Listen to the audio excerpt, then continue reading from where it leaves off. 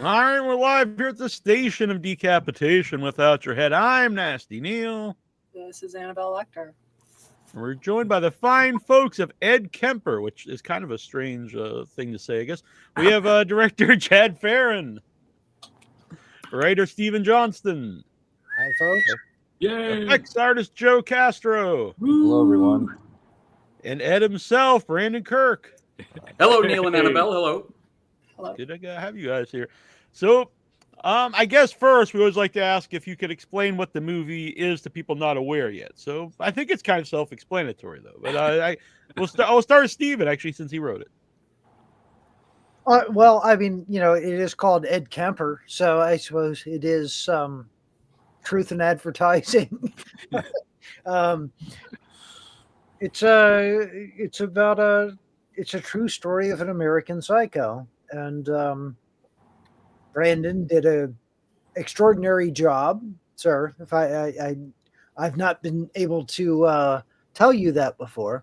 Likewise. This is my first time, meeting historical forensic screenwriter extraordinaire Stephen Johnston.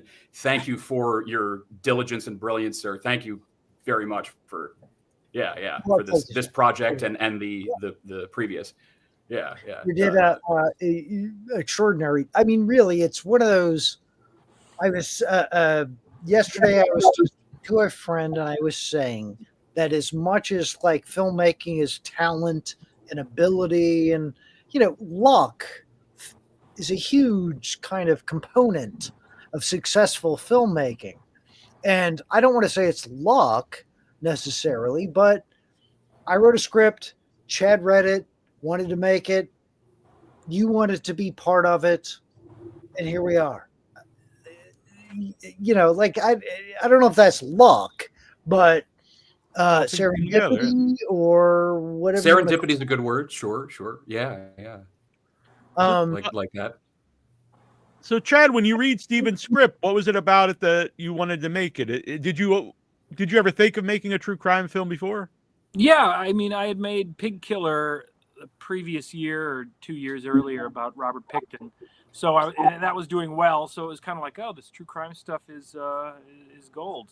So when Mike Muscal, a producer friend of mine on Facebook, sent me a message and he's like, hey, are you interested in doing any other true crime? And I said, well, maybe. Do you have anything? And he said, yeah, I've got an Ed Kemper script written by Stephen Johnston. And I'm like, oh, Ed Gein and, Hillside Strangler. And, and I'm so familiar with Ted Bundy. Stephen's work, Ted Bundy. And I said, sure, send it over. I read it and I was like, this is actually great.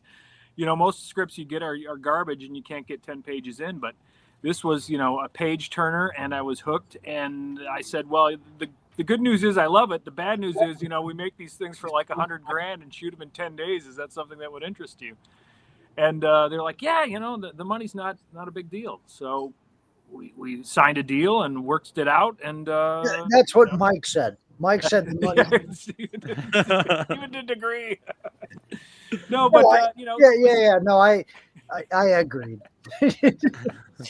Well, because it comes down to those things, especially, I've got 50 scripts in my closet that have been sitting there for years, and it's like at one point the excitement of getting it made is long gone. And it's just collecting dust. And if someone comes along and says, hey, Chad, we'll give you $50,000 for your Western, and you direct it, and I'm like, okay, sure. What do I care? It's there. It's going to get made, and it's going to hopefully be good. And, luckily this, was such a good script that it was easy to, it would be impossible to fuck it up because it was just on the page. It was great. And it just came to life so easily because, and it's one of those things where I had known of Ed Kemper and was familiar with his story. So reading it, and I'm like, oh my God, this is accurate. He got all the dates right, all the names, all the it flowed very nicely, and it was something that was basically a no-brainer. Now, before we went live, Stephen, you mentioned that you wanted to make a horror movie. You wanted to write a horror movie. Do you go into all the serial killer movies the same way? Like primarily you're trying to make a horror movie, or is each one different? Well, yeah, I mean my first draft of In the Light of the Moon, which became Ed Gein, was very much a, in my mind when I was writing it, actually, I thought of like the Universal Monsters black and white kind of horror films. I think it's just the way I approach material, like in my mind, I'm approaching it as a horror film. And so when I first wrote the script that became Ed Gein, that's my approach was very much that it was a monster movie. It's just that's where my heart lies, I guess. Which maybe is why they kind of work, is because I'm not trying to make a Hallmark movie about a character study. Like I'm writing a horror film. It's about a very scary person doing scary stuff. Since it is about, they're about real people, do you set rules for yourself? Because like Texas Chainsaw Massacre is inspired by Ed Gein, but it's not really an Ed Gein movie. But when you make a movie about someone, even though you make it a horror movie, do you set any rules like, well, I want to stick to the actual person? No, not really. Okay. No, I mean, that's fine. I don't know. By and large, it's sort of like whatever happens in my mind, I put it on the page, and it's up to people like Chad to pull back or not. So Brandon, how did you become Ed Kemper? I got a okay. I'm going to get off my earphones so that I don't have to hear me while we're talking. Oh wait, I think we're good. Okay. I got a message from Chad because we've worked together before in February, March, April, May, June, 5 months before shooting the movie, asking, would you like to play Ed Kemper? And I just by luck, just so happened to have anecdotally heard the tabloid kind of fortune cookie version through the grapevine of like, oh, the guy who did this and then he did that. Okay. And that was a process of self-tape, long distance, 5 self-tapes over the course of a month. Technically, semantically, 7, because Chad would give instructions saying, oh, do this one more like this and that one more like that. And all that time, that served as research time because I was reading up and watching all the copious available documentation on video, the interview footage, documentaries, all that true crime people know about. You too can watch all this stuff and you too can be Ed Kemper. So that was a very informative process that was already gotten out of the way by the time we were there making the movie in that concise amount of time after all of the preparation had occurred with everybody, the people getting the cars and the wardrobe and all of that great detail accurate stuff. I have to say that, Stephen, you'd said that this is a monster movie, and yet Brandon's delivery found him very, very likable. And I felt sad for him. I'm like, this is a sweetie who has this awful mom and health challenges. And I think you feel bad for a lot of Universal monsters too. It's like the Frankenstein monster, right? Like the Frankenstein monster, he has no hate in his heart, but he's literally created to do what else could the Frankenstein monster do? What else could Ed Kemper do? Not to diminish the horror that Ed Kemper perpetrated, but I mean, at some point you're like, well, poor guy. Because these things do come from a place when people have these behaviors. It's not in a vacuum. People have experiences in life or have untreated mental health, and if they just don't get the right care, then precisely. None of us come from a vacuum. Somehow, for better for worse, we come from an environment that produces us, which is odd now to think about it, because I'm looking around my home and going, where did all this stuff come from? Why am I me? Because my mom and dad are the most pleasant people on earth. I'm gonna pop this up because John says, "Oh, I don't know, he could not kill people," but I've watched a lot of Ed Kemper interviews, and he himself, in prison, has said why he did so many interviews. It was because someone out there has the same thoughts he does, and to get help, not to act on them. So it's not necessarily, it's a weird thing. But he himself, I think, was understood that this was something that he couldn't stop from doing, and he didn't necessarily want to do, because he seemed to be happy that he was in prison. It's sort of what I was saying before about like the fact that I don't want to express admiration for Ed Kemper, but I do appreciate the fact that he's a very honest serial killer, because he basically acknowledges, oh, I did this stuff and I did it because of like this, and if you ever let me out again, I will continue doing it. Ted Bundy, one of the most delusional things I've ever heard of being say. Ted Bundy said, the thing people don't understand about me is I'm actually a really nice guy. And you're like, but you're not. Besides, the murders, he's a nice man. Yeah. Compared to whom? Beyond that murdering and raping stuff, like I was brought up that, hey, it's okay to think crazy things, but it's not okay to do crazy things. And that's words to live by. Yeah, and that's the thing that separates us from actual serial killers. Yeah, I mean, I'll be honest. I've thought about offing a lot of people, but I'm not going to do it because I have a moral compass that I follow. Plus, you're artistic, so you can just make them. So that's true. That's I'm right. glad you're in us and not in prison. Lively, Joe. Stay on the good path. I think that's important, is that you create stuff, write stories, direct stories, acting stories, create. Which, oddly enough, he did, like in prison. He read all these audio. He narrated all these audiobooks. I think honestly, like it's a weird movie to make a sequel of, but and it wouldn't like be filled with like murder and stuff. But I do think a sequel of just him in prison would be an interesting film. That would be. Yeah. With the other people.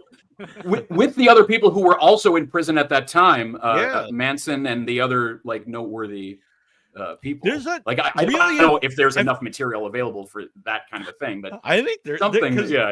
I really think he's a big inspiration for Hannibal Lecter for various reasons. I think the obvious one is that the FBI went and talked to him, and that's kind of the idea. But also, there's a story with another serial killer he was in prison with, where he found him annoying because he said he killed for no reason, which is kind of a funny thing, I think, to think of anyway. But and he would sing like when people were watching movies, so he'd like throw water on them. And then when he was good, he would reward him with peanuts. And then after a while, like the guy would ask permission to sing. And Ed has, said that's like behavioral modification. But I was like, this is, I mean, he didn't talk him into eating his own face, but I do think it's very like inspirational to Hannibal. Or maybe he did. I don't know. But. No, because there was another Santa Cruz serial killer, and they were in adjoining cells, and I think they had this big discussion or whatever, and Ed hated him, and that like you were saying, talking him into stuff. That is a very interesting aspect to get into a sequel. Yeah. I'm in a group on Facebook called Hard Gore Core. These serial killers have absolutely a fan base that puts money on their books, sends them gifts in jail. These men live live like superstars in prison. Wild. And when I make posts about our film in these groups, that these kids and these people know so much about these killers already. Well, now they're going to be big, fans of Brandon. Let's hope. Bizarre. You want to give out your address to us to get some mail or anything? I don't know. Just give an address out to people who love serial killers. So, Brandon, like when you're getting together, how are you going to play the character? Because Steven has mentioned, he writes it as a monster movie. You're watching real Ed Kemper footage. So how do you put together the character? Are you like, I'm going to play him as Ed, or I'm going to play him as a monster? Like, how do you figure that out? As a very specific real life human being, and Steven's incredible work, and Chad's and Richard Band, who makes the score, and Joe making the effects, they're the ones making it creepy. What really resonates for people in some of the early reviews and with us and with Susan Prever, who also stars in the movie, is that it's a very specific interpersonal human story between a mother and son. So like that was kind of our North Star fulcrum point for how to relate to it and as a way in. I'm sorry, Neal. I may have lost the thread of your no, it's question. fine. I mean, I was just really just finding how you're going to play the character, really, like how you're going to represent him. Well, I mean, there's so much information available that you can just approach it as a person. And then you like what you're saying is like you played him as the person, and Chad and Joe and everyone else like kind of creates the the horror aspect of it, as well as inherently we can agree the real life true felonious forensic activity that's frightening and threatening and dangerous and scary. So that just inherently that is. So this combination of this person with an anomalous chemical makeup, that's the key, is that it's all these ingredients together of internal and external that causes that, because people have dysfunctional upbringings and like that. Chad has talked about we're touching on it now. Chad's talked about the importance of having an outlet, a creative outlet, an outlet of expression. Ed Kemper himself, we're talking about this interview footage. In that same 1991 interview, the real Edmund Kemper talks about, I think it's in that interview, but in one of them he says that he was not growing up getting merit badges and that sort of thing. So all of this foundational context of how we view ourselves and that sort of thing, that was absent or replaced with abuse or neglect or both. So yeah, all of that. And there were and I think not having a father figure is a major. And I don't know how the grandparents, if the grandfather beat him, because I think that might have helped actually, because it seems like he was okay to go out and shoot guns and kill birds and whatever, and the grandmother opposed that, and then when she tried to put her foot down, that's what kind of made him snap. So I think if the foot was put down early on, and whether a belt was taken to him or whatever, just some structure and repercussions for it, not just being locked into a basement and verbally abused, but a form of again structure and for the wrongs you're doing, whether it's killing a cat or something, some really punishment that might have at an early age helped him kind of go down a path that's not off the rails. I think in a weird kind of a way that Ed kind of became who he became because of a lack of parental guidance, as opposed to Ed Gein, Ed Gein became who he became because his mom was so demonstrative psychologically and whereas Kemper was almost like a guy who sort of struck out because he was trying to say like, hey, pay attention to me. Like to his mom. Right. As fucked up as that sounds, but I mean, we all want parental recognition, right? We all want mom and dad to kind of pay attention to us. We hope that we don't go to that quite, extreme, but I think that's an interesting point, though. That Kemper's mom, she was certainly kind of demonstrative, but it was almost more like the fact that she was never his mom that made him. Yes. And she was very emasculating. Too. Precisely right. Yeah. That's like you're not a real. We see it in the movie. You're not a man. You're not a real man. All of this kind of stuff. To this day, we have these kind of archetypal gender role notions of what a woman is, what a man is, and what a mom's supposed to be, what a son's supposed to be. Like, absolutely. Was that kind of the idea? Sorry to interrupt. I was just wondering if that's kind of the idea behind like the John Wayne kind of appearing in there, because that's like that's a very manly man. So maybe this is like the guy that he didn't have in his life. Yes, but also no. Specifically, Kemper actually talked about having a obsession with John Wayne. So he couldn't be a John Wayne, but he could get girls and be that was his I'm being a man through the anger. And then what you portrayed, and I don't know the story well enough, it seems like it didn't start as a sexual thing, that it was just like power over something. Like he had the animals, and it's really just power over something. I have some kind of power in the world. Sure. Mom, I'm like at home, the job, all the things. I'm not a man. I have no control of the mercy of my environment and my controlling mom. Well, guess what? I'm going to go out and have some control. Haha. Yeah. Not to get too Freudian about things, but that is the pathology behind sexual crimes. It's not. It's not about attraction or sexual desire. It's power. That's what all that is.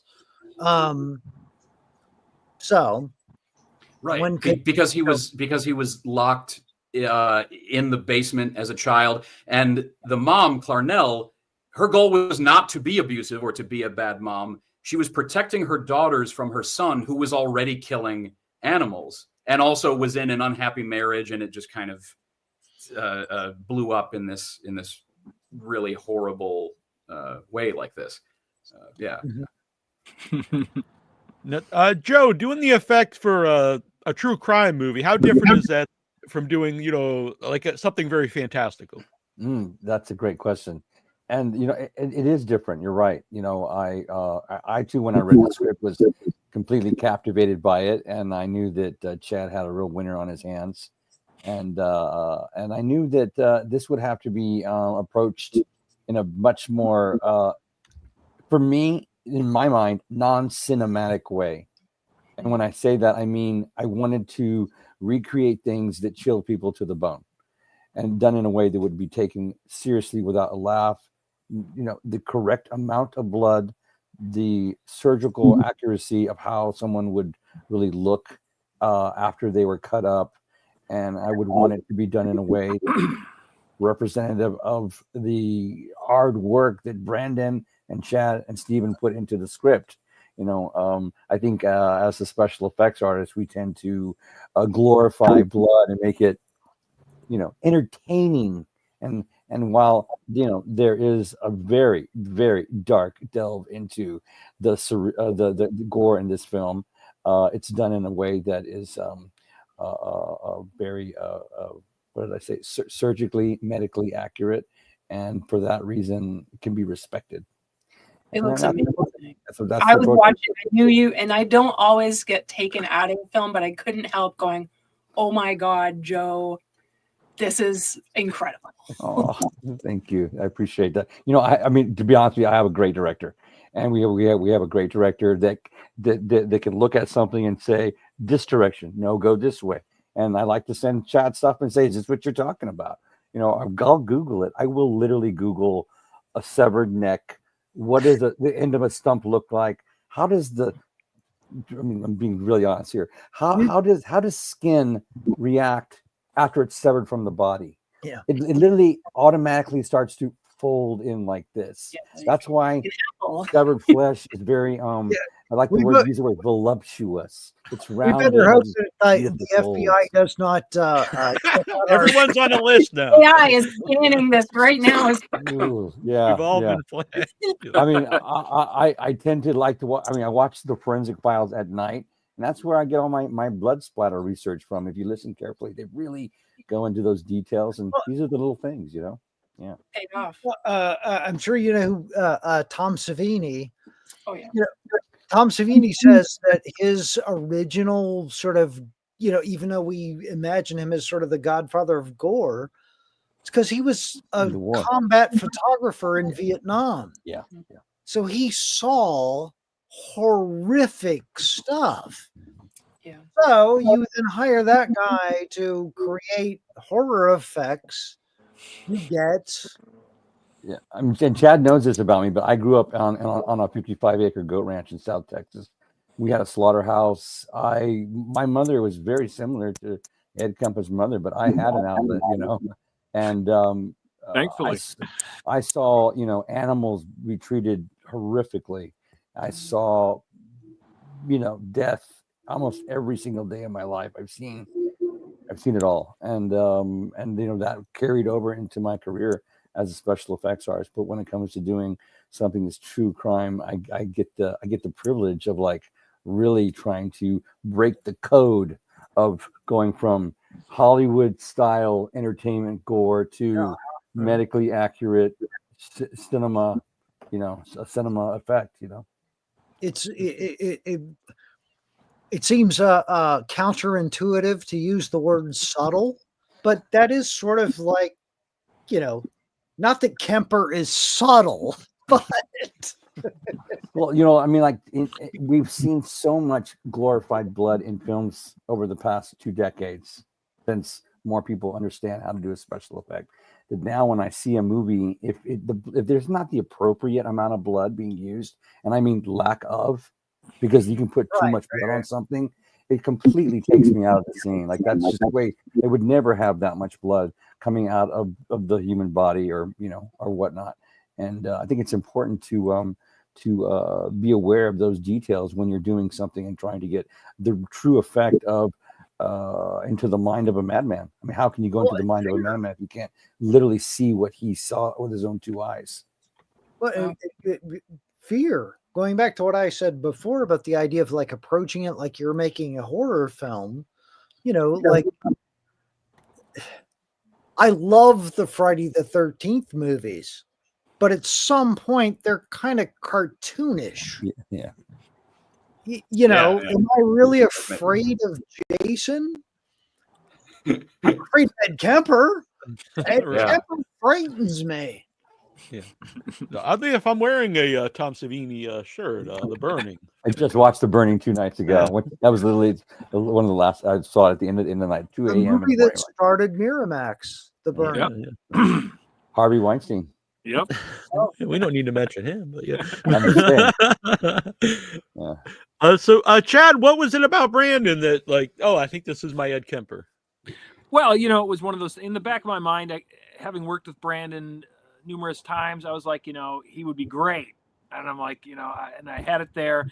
And the other producers are like, yeah, but let's look at other people. So we had an open casting call, and we saw about 20 different guys. And I said, Brandon, look, we're looking at other people. Here's the script. Pick a scene or two, put it on tape, send it in. So that went back and forth. And the guys that we saw, some were good, some were rotten, some were 6'9", the same all that stuff. And as I'm sitting there looking up at these guys, I'm like, they don't seem any taller than anyone else. So it was it clicked in my mind that we can make the effect of Brandon being as 6'9" or whatever it is, so that the height of the actor didn't matter necessarily. So it was just then going on about who's the best for the performance. Brandon rose to the top in that, and then it also the fact that I knew he was going to show up. I knew he was going to know his lines. I knew he wasn't going to complain about nudity, and I knew that he would give 110%. So it was kind of like pull the trigger and call him up and say, "Hey, you got the role."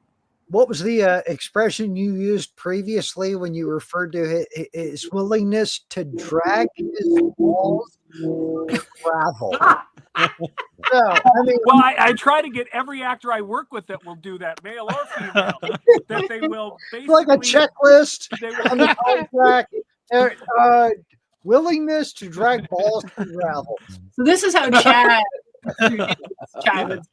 This is the way.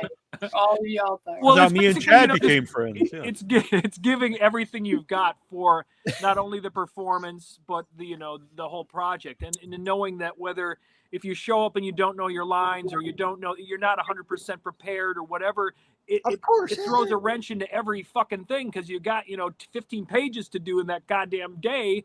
And if one person's you're doing 20 takes with someone who can't get the fucking line right, it throws everything off. Or if someone goes, I don't want to do that, I feel uncomfortable. It's like, take your fucking pants off, get it done, and move on. And it gives if someone has a hang up, whether it's an actress getting naked or the depravity of the scene or whatever it might be, that's infectious to everyone around you. Yeah. You can feel it in the room, and it's just one of those things where I don't want to be here. And if you don't want to be there, then everyone pretty much doesn't want to be there, and then it just kind of spoils the whole mood. But if everyone's willing to drag their balls on concrete and do whatever it takes, Chad, you had me like that wasn't so bad. Yeah. I just got a pencil up my ass and I was watching a donkey show. And the scene was great. And walk away with a smile on your face, even though you just get the most depraved fucking thing on camera. Chad had me 99% ready to do full frontal as the devil, but I come in, we got the cape and everything, and I said, I don't know if this speedo works. He goes, well, you can just do it naked. I was just like almost there, but it was an option though. I was like, no, I think we'll just kind of go with it. I think so. We're something is being revealed about Chad, I think. Perhaps. So I like to drag my balls across. Take note, world. But all kidding aside, Brandon, seriously, you have no idea. Like when I wrote is the original draft of this script. You nailed it. You really did. Because that's a weird kind of a thing to do. You're going to set out to write a script, and you're going to write about a guy who does heinous, depraved things, but he has to actually exist as a sympathetic human being. And you nailed that. You did do that, sir. Well, I really Mr. J. Thank you. Anyone else? Honestly, I cannot imagine anyone else doing it. We are very lucky that you play this role because you come off as just this sweetie, and there are so many other people who would play that, and you would maybe know that they were there was sadness to what happened to them in their life, but it wouldn't have that same impact where I really genuinely I agree. Yeah. And I do want to mention that. You go on. Sorry, Brandon. I just want to really quick. Just want to thank you, Annabelle and Neal, both for not just covering and supporting this movie, but also supporting Joe and Chad over the years. Thank you very much. Supporting an independent film and this kind of thing that we're up to. Yeah. It's a pleasure. Of course, yeah. So I'd want to say, it's obviously a serious subject stuff, but there's a lot of dark comedy in the movie too. And so I guess I want to ask just about because you don't want to go over the top with the comedy, make it like overt, because then it's like it would kind of ruin the vibe of the movie. So is that something you're thinking about when you're putting together, when you're directing it and editing it? No, it's just one of those things of things that come off humorous or whatever. Like in real life, it's something else. Someone will say something or do something, and it's just not necessarily intent to be funny, but you capture what is on there, and if there's some improv that even heightens it or whatever it is, it's kind of going with that. And there's little things in the script or whatever it might be that you touch on and just see how the actors take it, and if it works, and then find out in the editing room if it sticks or if it goes. And it's Steven, you got a Texas Chainsaw Massacre shirt, and I always think that movie is awesome. I know people say part 2 is obviously a comedy, but there's a lot of dark comedy in the original Texas Chainsaw Massacre. So when you're writing Ed Kemper, do you realize, do you intentionally put in some comedy in the script? I don't know how much it's intentional but it's sort of just kind of me, just if I'm writing. You can't make something completely bleak. Right. I mean, I guess I'm thinking about like Henry Portrait of a Serial Killer, which is one of my favorite movies. But that is devoid of humor. Yeah. Right? Yeah. Except for I think one scene, like when they put the TV over the guy's head. Yeah. Or maybe just personally find it funny. I don't know, but It's a very different vibe. We'll give. Let's go. But with that. I do agree with you, Steve. It is a very bleak movie, all the way up to the very end is super bleak. Yeah. I think that's the thing, is that even when you're dealing with the most bleak subject matter, you want to have a couple of moments of respite. Just narratively speaking, if you're writing a narrative and all this horrible stuff happens, there has to be some moments to let the audience kind of catch their breath. If that makes sense. Yeah. And the subject matter, in addition to being harrowing and tragic and it's all true, and there's a responsibility to be reverent about that, it's also absurd, patently absurd to 99.9% of people. So that has to be acknowledged in some form. Right. Yeah. Precisely. Right. Yeah. There's one death in particular. It's like, I think if you don't know that it's true, be like, well, why would she do this? But it did happen, and it's horrible, but it's also darkly comedic.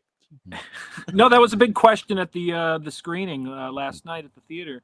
Someone asked, "Is that true?" And I'm like, "That's one of the major things that is just." But and finding an answer to why she did that is, she was 15, and and anyone, whether it's Ed Kemper, the mother, or whatever, everyone, if you in hindsight would not make the decisions that they did in a lot of the things. And that's, connected to everyone in the world. I mean, there's certain things that you think back, God, if I just wouldn't have done that, and it sticks in your head forever. And that was one of the things that, the death door, if she's up in heaven or whatever, I should not have unlocked that door. It was one of those things that all of us can relate to, that of shit, I wish I wouldn't have done that.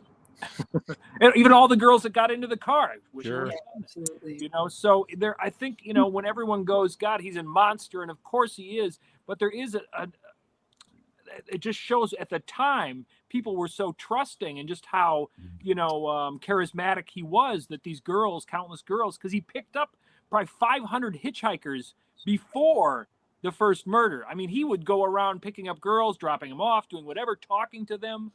He also was engaged. There's certain things that when you go down the rabbit hole, it's like, well, he didn't, he had a life.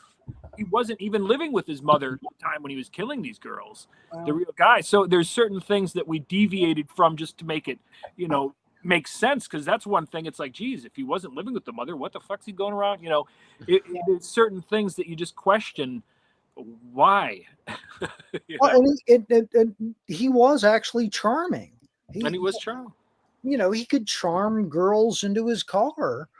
And let's face it, he was driving around like, podunk vehicles, and he could charm girls into his car. And even though it was a more innocent time, I suppose, but when people hitchhiked, but the other thing too is that Ed actually was a smart guy.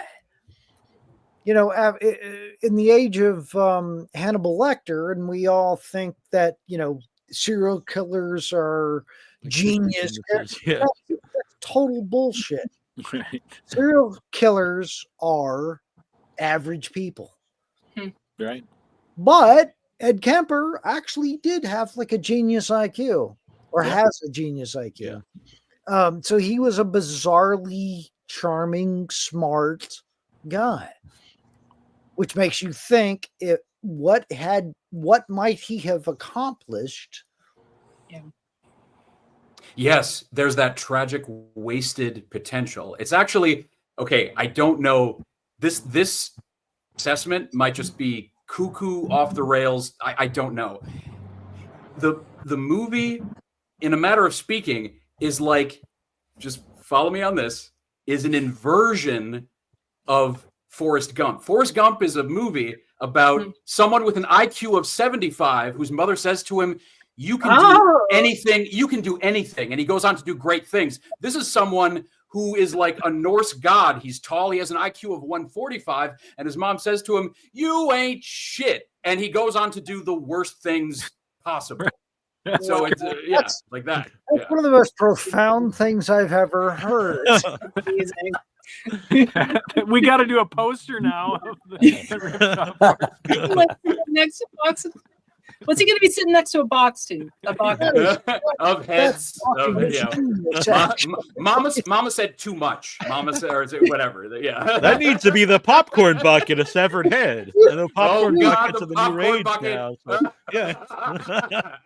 now you really can do what people think people want to do with these popcorn buckets. You can go totally Ed Kemper. That is genius. Forrest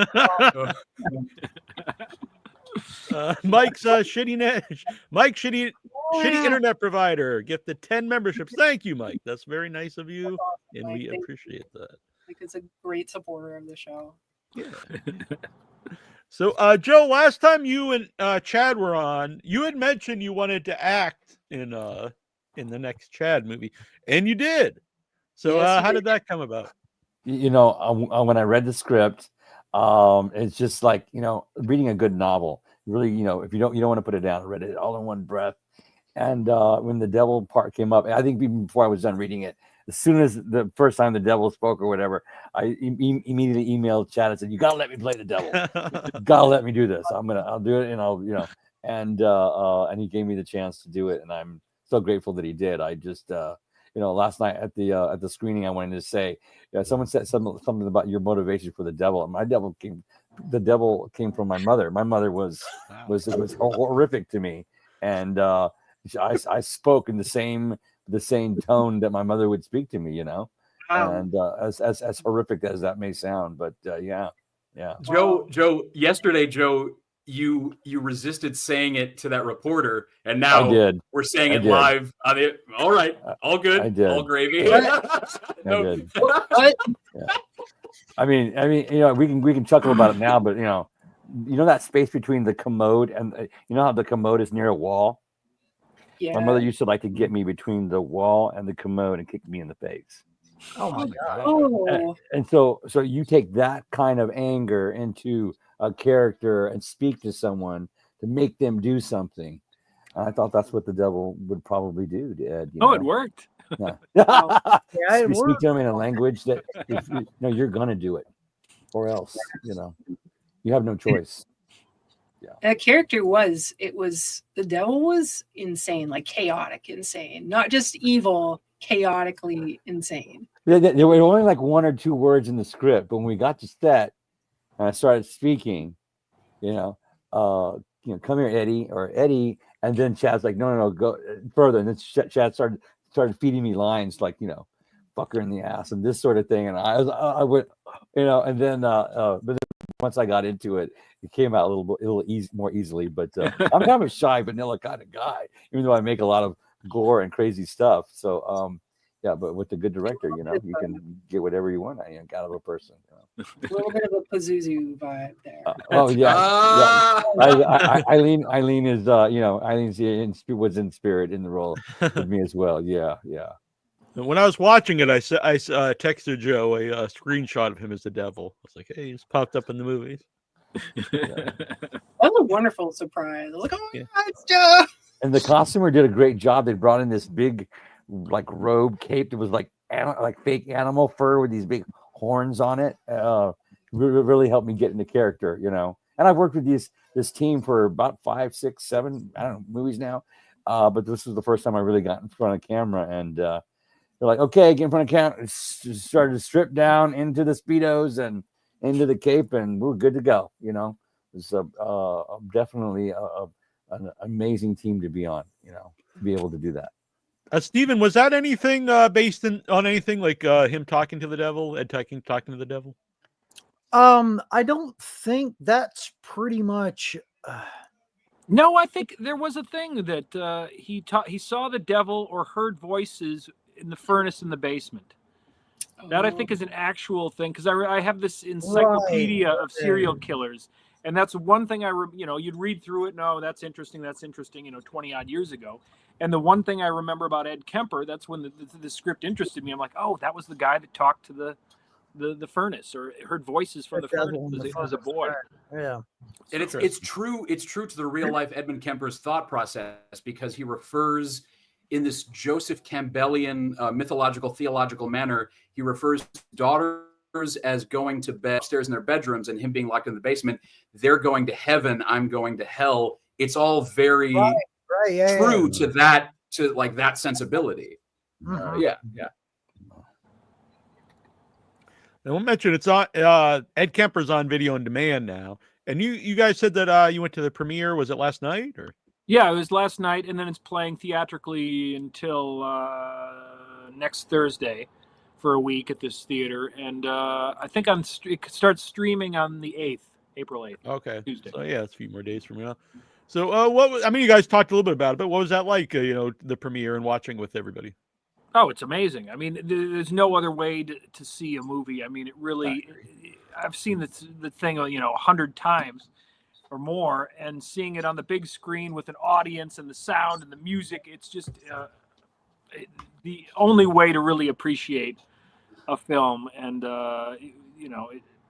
the audience seemed to be on the edge of their seat. They laughed in the right spots. They gasped in the right spots. It clicked, fired on all cylinders. It was really great. Well, Brandon, do your friends? I'm sorry, Stephen. Just real quick, Brandon, do your friends and family did they come to watch it, and what do they think? Oh yeah, both. Oh yeah. Total. In real life, and I said this last night at the screening. In real life, I am the most privileged person as far as having the best real life support system and family. Both my folks were there because they're not prudes. I told somebody yesterday. They told me about the movie Borat, which is a shocking, outrageous, transgressive movie, different genre, but it's it's shocking, and so they're down to clown like that. So I have the best family. My brother-in-law Tanvir believes in me more than I do. I need to acknowledge and just check my privilege, because Joe is talking about his unfortunate family, dysfunction and like that. We're talking about that.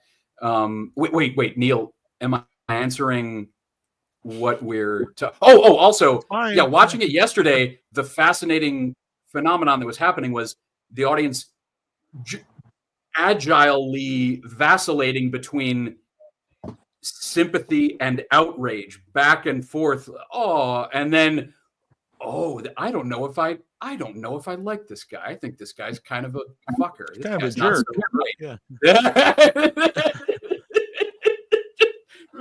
back and forth as they should, and all this nail biting moments that are galvanizing that people invest in so much because of the threat and all of that. Yeah. And, I'm sorry when I interrupted you, Stephen. What were you about to say? I lost my. Gone forever. Maybe I was going to say something. What Brandon was talking about, family and family support, and I remember my mom, after Hillside Strangler came out on video, and if you've seen Hillside Strangler, it's dark. My mom, I remember her saying, like, Stephen, your father and I watched Hillside Strangler, and we were both very pleased. You did a very good job. Were you surprised by that reaction? Kinda, yeah. Because I would not have encouraged them to watch it in the first place. The parents can be surprising. Like, you don't know what they're going to say, what they're going to react to. Wait, Stephen, I might have misunderstood or misheard or misprocessed. Did they give sort of a compliment, but like a backhanded one that like they were surprised at how good it was? We were surprised. We didn't know you could do something good. No, I think it was sort of a genuine sort of, you did a good job there. Very good. But in context, it was sort of amusing because it was like, well, thanks, Mom and Dad. Yeah. They appreciated it in their way. Well, before the show began, I was saying that I invited 2 horror filmmakers to come to the premiere last night, and one of them told me he literally covered his eyes over a couple of the scenes because he didn't want those images seared in his brain forever. He wanted to have the option of not being able to remember them. He put his hands over his eyes. So, and I've encountered people that do like horror, but there's a line that can be crossed, and they don't want to have to remember some of those things for the rest of their life. It's an important. It's an important discussion to have, and all viewpoints are as valid as any others. Like, feelings are not right or wrong; they just are. Yeah. And like, only because like it's so that. shocking, so shockingly real.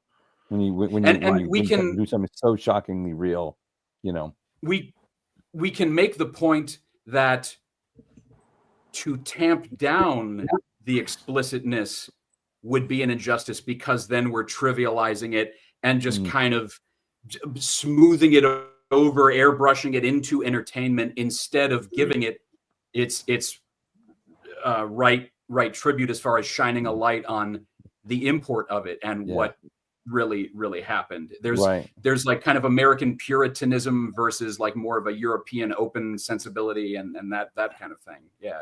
Well, and also I think there's something almost to the degree that like people would argue that you're exploiting victims of crime or thing.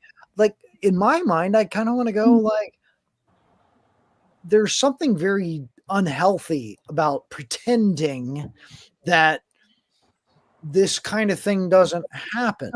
Like that pathology, the sexual abuse or murder or whatever, pretending that it's less than it is I think more unhealthy than actually embracing how ugly it is. Which is why I everything I've ever written, I don't shy away from it. I just kind of go like, here, this is awful. This is awful. Also, for example, Tyler Perry makes these movies that are these very kind of broad appeal, please the masses, like kind of wackety schmackety populist movies.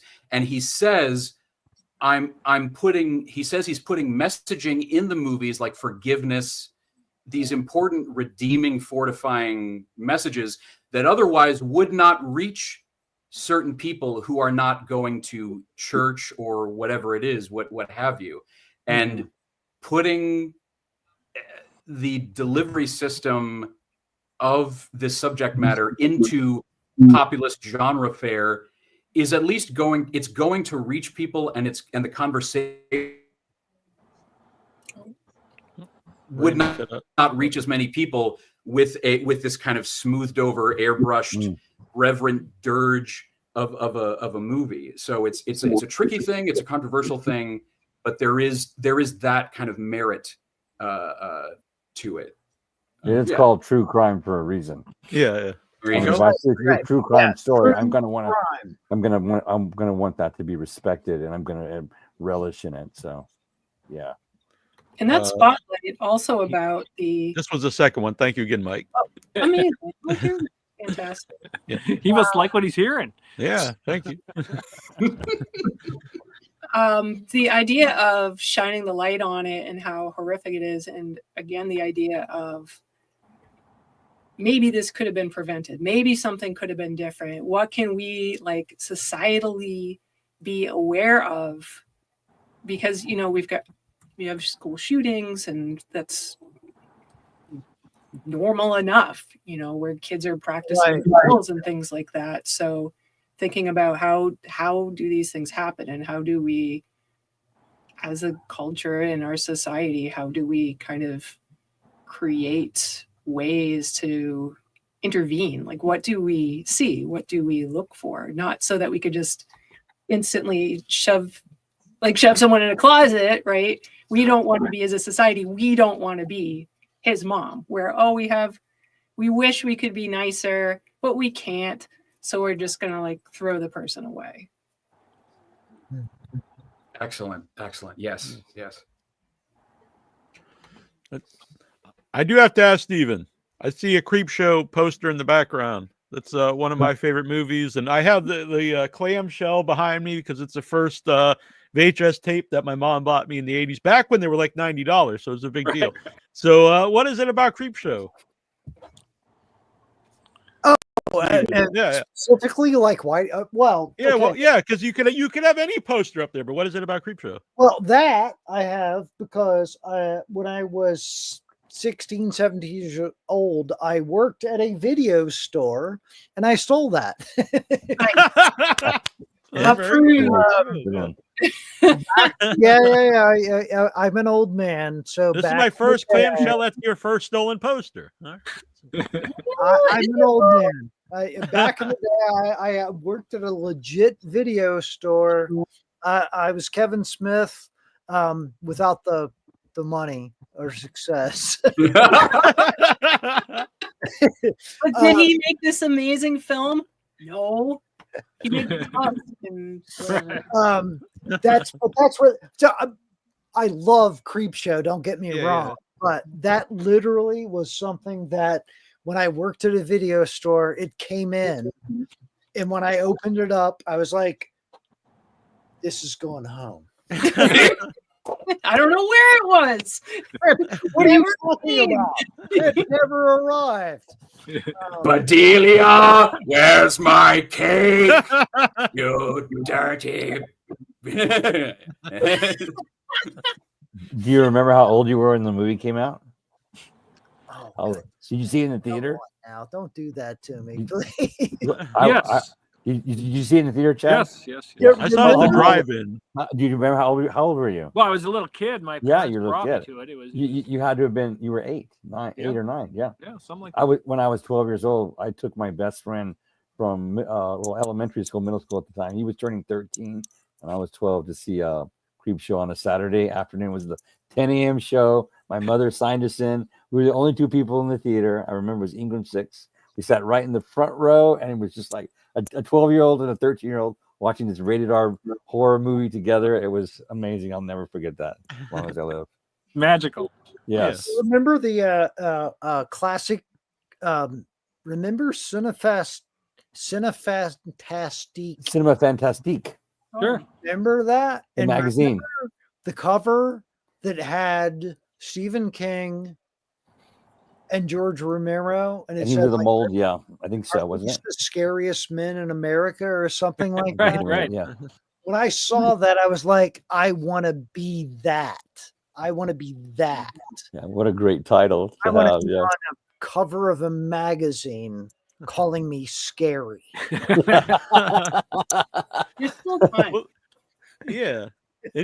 You mentioned your parents watching your movie. So were they horror movie fans when you're growing up and you're watching? No. My Were they parents, okay with you watching them? my parents are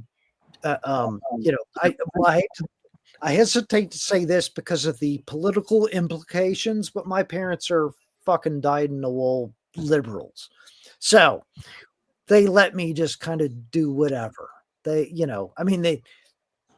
had a strong guiding hand. But they didn't, as long as I behaved myself, they weren't really concerned with what I was watching. So I watched everything. Yeah, my mom's the same way. Maybe even further than that, she would actually take me to those movies and watch them with me. So, well, make me watch them. But I mean, I think the thing is Stephen King, going back to Stephen King, he said there's a reason why people that love horror, and I'm going to paraphrase here, people that love horror because they embrace how ugly the world actually is. And so, in a bizarre way, embracing horror is embracing beauty too. And so I think my parents understood that their son would grow up okay, even if he was watching Frankenstein or whatever else. Kind of a very liberal idea, don't you think? Yeah, exactly right. Like just liberating, Yeah, beauty and everything. Yeah, books, stories, all of it. So there was nothing you ever put on, and your mother's like, "Turn that off." No. In point of fact, okay, this is a little bit weird. My parents came to visit me when I was in Los Angeles, and I put on Slayer, chemical warfare. I played Slayer, Chemical Warfare, and there's no reason you should know that song. But at the beginning of it, my mom goes, "Oh, I know this one."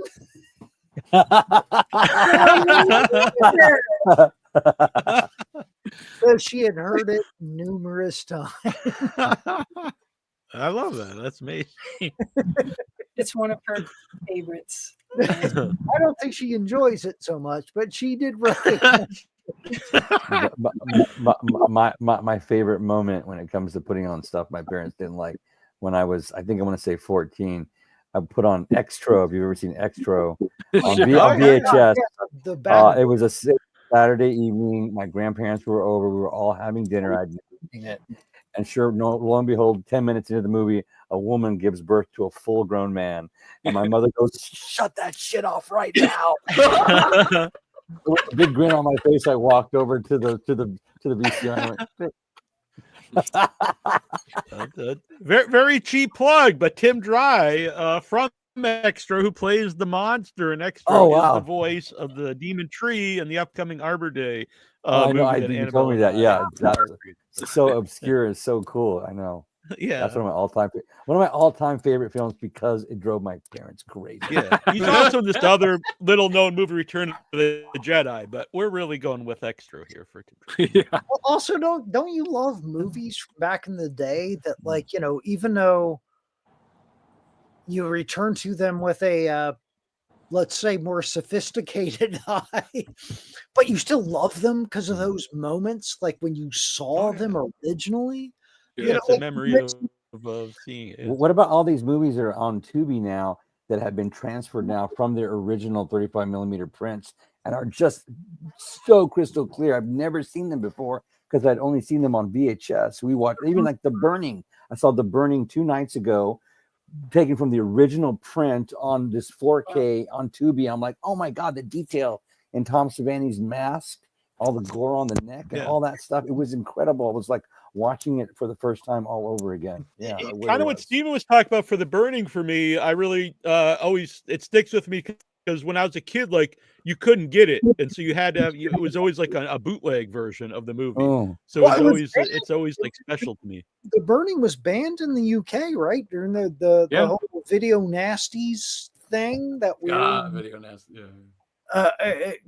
and the burning was banned.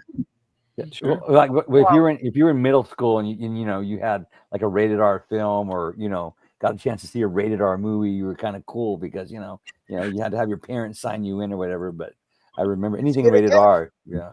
I worked at a video store when I was a kid, and I had parents that didn't really, well, I shouldn't say they didn't care, but I watched everything. The burning. I Yeah, my remember. mom signed a thing at our video store where I was allowed to rent anything. Like I guess I couldn't rent NC-17 or X, but they, it didn't matter. Like if I rented in I there. accidentally could. I Chad, accidentally could. Chad, you incorporate a lot of what we love about 80s movies into these things that we're creating, into these films that you're making now. There's all that beautiful stuff that we love. I mean, the stuff that makes an impact on you as a kid or whatever, or the moment you see it, it's like you were saying, seeing Creepshow, the imprint of that, lasts with you forever. And that's a great thing of sprinkling that in each and every movie is a great thing to try to do. But my favorite part of it, and I won't give away the whole ending, but the stuff with Brandon in the car and having the characters next to him while he's going out of his mind driving, Right. all that, that brings you to a point where this character's like, I can't do this anymore. All that madness you put in there. I loved that. That reminded me of all the stuff from the 80s that I loved about all that cool stuff. Yeah. Oh yeah, like a very effective means of expressing the thought process, and also this fun kind of genre thing with how to express it. Yeah, absolutely. Yeah. Well, and also, Chad, like much of it is. I showed that scene specifically to my parents because the morgue shared take a bad ride with Ed Kemper or something. So I showed that to my mom and dad, and Chad, you literally shot it like it was a 70s movie. Like it didn't just look like that, it was shot that way.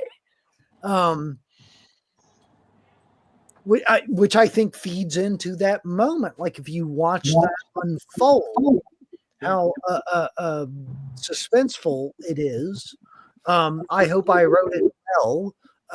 And Brandon does a great job, acting in it when you start to laugh or whistle when you whistle. But I mean, the way that's shot, that is. Had I had nothing to do with this movie, I would watch that and go, "Holy shit, that's good." Oh, that's great. Thank you. The pacing and like that. Fan here is a great topic. What were you saying, Brandon? Yeah, just as far as like the pacing of the movie and like that, the feel, the temporal execution. Two-Lane Blacktop was a movie that was brought up. Yeah. So that kind of some early reviews, because like the movie is only it's having its theatrical release now, and then on the 8th it comes out digitally. There are early reviews that have talked about that. They say the look is modern, but the period is 70s is what they think. I don't know if they're right or wrong about that, but like the execution, the way it goes about in terms of tempo, that's very like throwbacky 70s, like that. Throwbacky. Yeah. Call the patent office. I think that's a good term. Yeah. Throwbacky. Yeah. Brandon, go on. I have to ask Brandon a very important question. Did you grow out the mustache for the movie, or was yes, a fake mustache?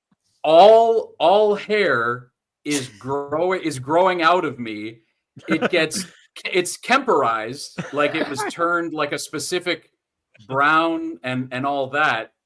But yes, it was dead protein growing out of me. Yes. Well, pursuant. And you decide to shave it off after the movie? Didn't want to keep it? It had to be shaved off for the first act of the movie.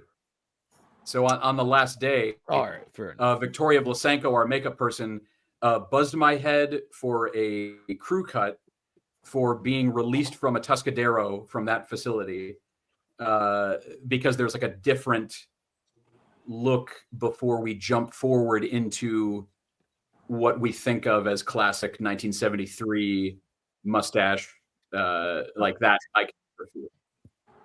Yeah. Do we know the story of that poor guy? Now, what were you about to say, Stephen? World, and that he was an older dude. He's like in a yellow suit, and he's like, Ed, just don't do that again. His story, that poor man. Wait, are we talking about the doctor at the beginning at the facility, Dr. Vanasek?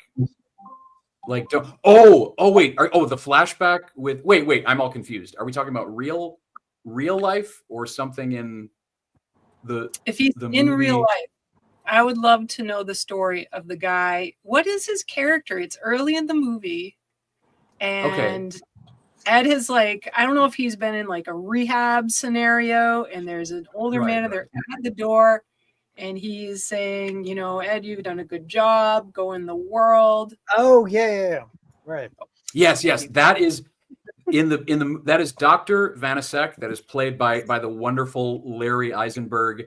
And he works at the facility, and he says, you've got to, it's so poignant that his misguided, well-intentioned benevolence. I find him so touching in the movie that he says, you've got a clean slate.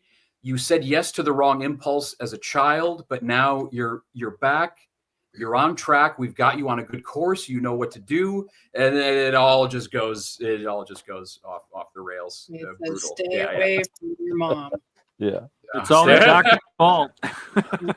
They wouldn't have let him out, man. He was that's a very real character. That doctor, God love him. Yeah, because I would like to think that's sort of where my heart lies, is that I would like to kind of have that, you killed your grandmom and grandpa, but it was a aberration, and now you're so cured, and you go out into the world and do great things, and like that's kind of where my heart is.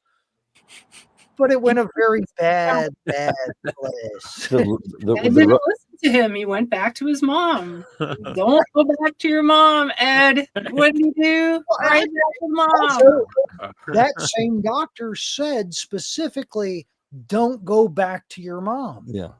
Well, the road to hell is paved with good intentions, right? Yeah. And so now this is a way that the devil should know. Yeah. Yeah, it gets no perfect of a metaphor than the devil. It's a way now that we have a means to atone with these real tragedies in a way that's actually going to get, I'm repeating myself now, but that will get people's attention.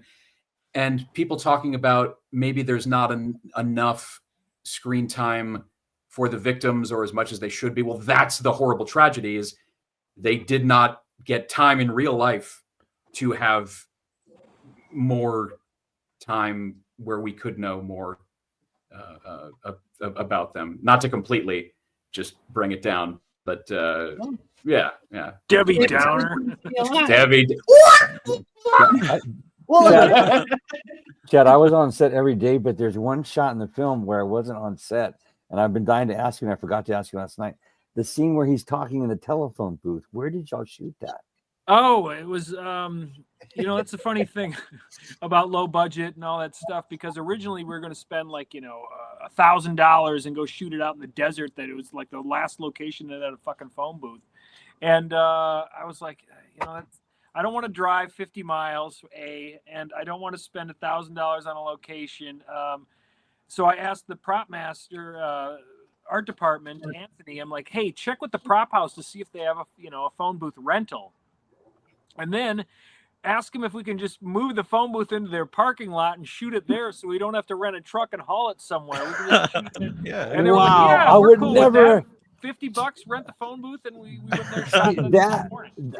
I'm a special effects artist, and I had no idea that y'all did that. I actually thought y'all drove somewhere in Northern California and shot it. Jesus.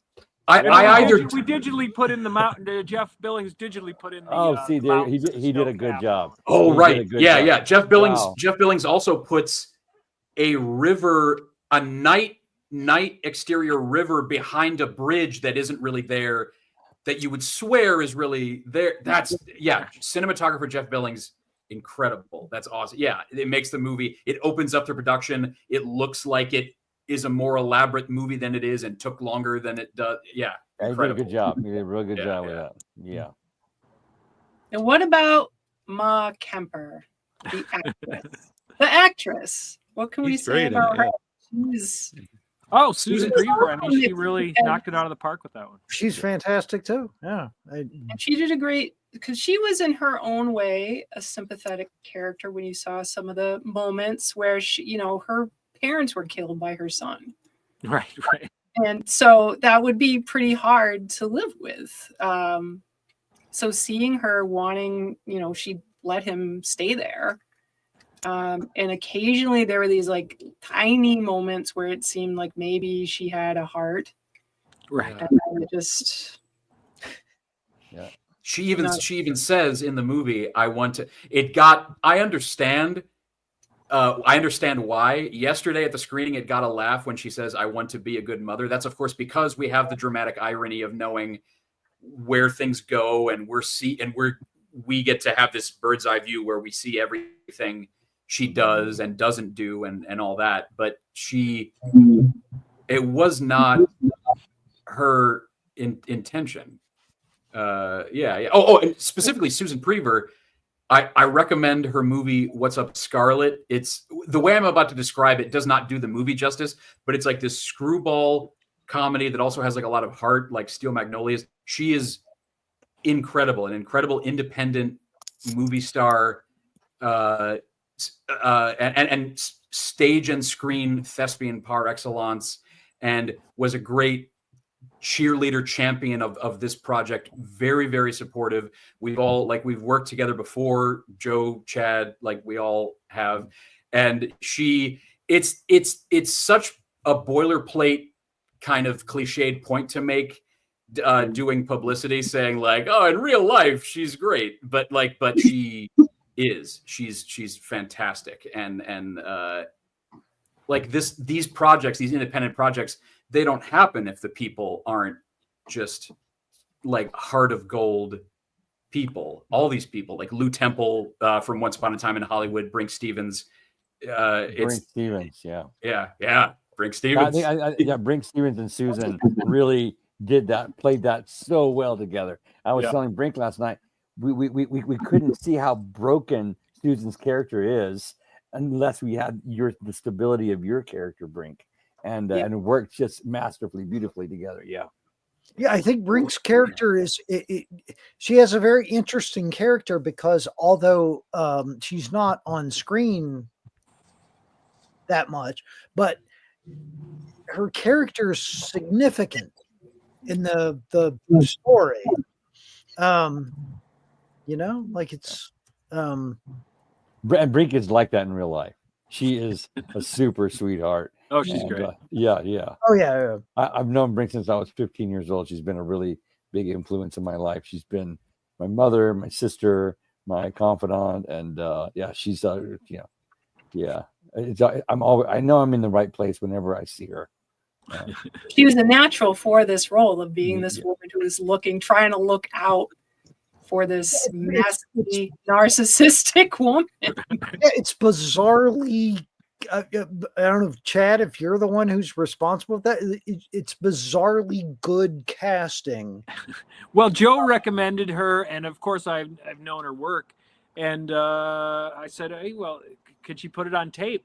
Because I have to pass it through other producers and get their okay, and and see what they think and whatever, and be democratic about it. And the minute I saw it, I'm like, oh, she's it. And they were like, no, well, yeah, she's good, but let's see other people. And I'm like, she's got it.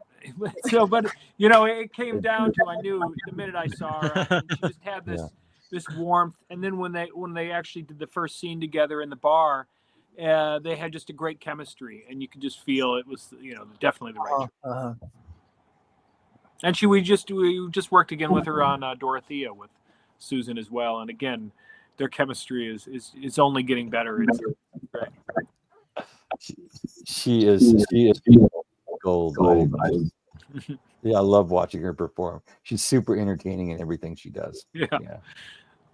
And on set, Brink Stevens is, now I'm going to need to explain this compliment before I give it. She's so right on, laser focused, no wasted energy, no wasted attitude or emotion. Chad gives her an instruction, faster, slower, like this, like that, and she's okay, and again and again. She is Actortron 5000, and it's like, oh, that's why she's been in 1,001 movies. Yeah, and it's absolutely inspiring to watch in action. Yeah. Has she screamed on camera for you yet, Chad? No.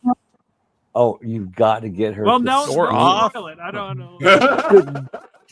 She'll scream in the Night Stalker. We'll get her. Okay, because her scream is, and she'll only do it once, but she can. Yeah, that's all I'm going to say. Yeah. I Is can't it wait like now. classic, Ed Kemper's gonna be on video on demand on the 8th. Blood curdling. Just, Go on, Brandon. I just was going to ask Joe, so the scream is the kind of scream that you would want in your sound effects. We need a scream. Oh, well, that's the best scream possible. It's the scream that you tell the sound man, okay, check your level. Here we go. You ready for this?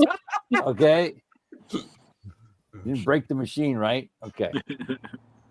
Also, I want to say, Brandon, the video looks like you actually are on a surveillance camera someplace. There we go. Just adding to the creepiness. We're just seeing my lack of savvy with doing this kind of thing. You notice, you're if you look behind the rest of us, you could our homes.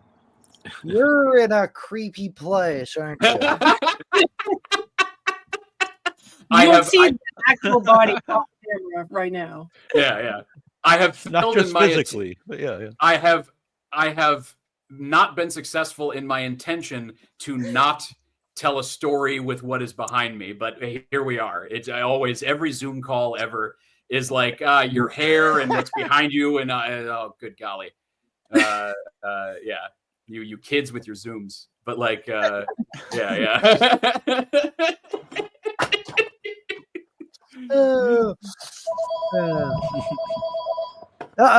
Somebody's mom's calling. So, Ed Kemper. The real Ed Kemper's calling. Get off this show. I wonder if we could get him on. I don't know.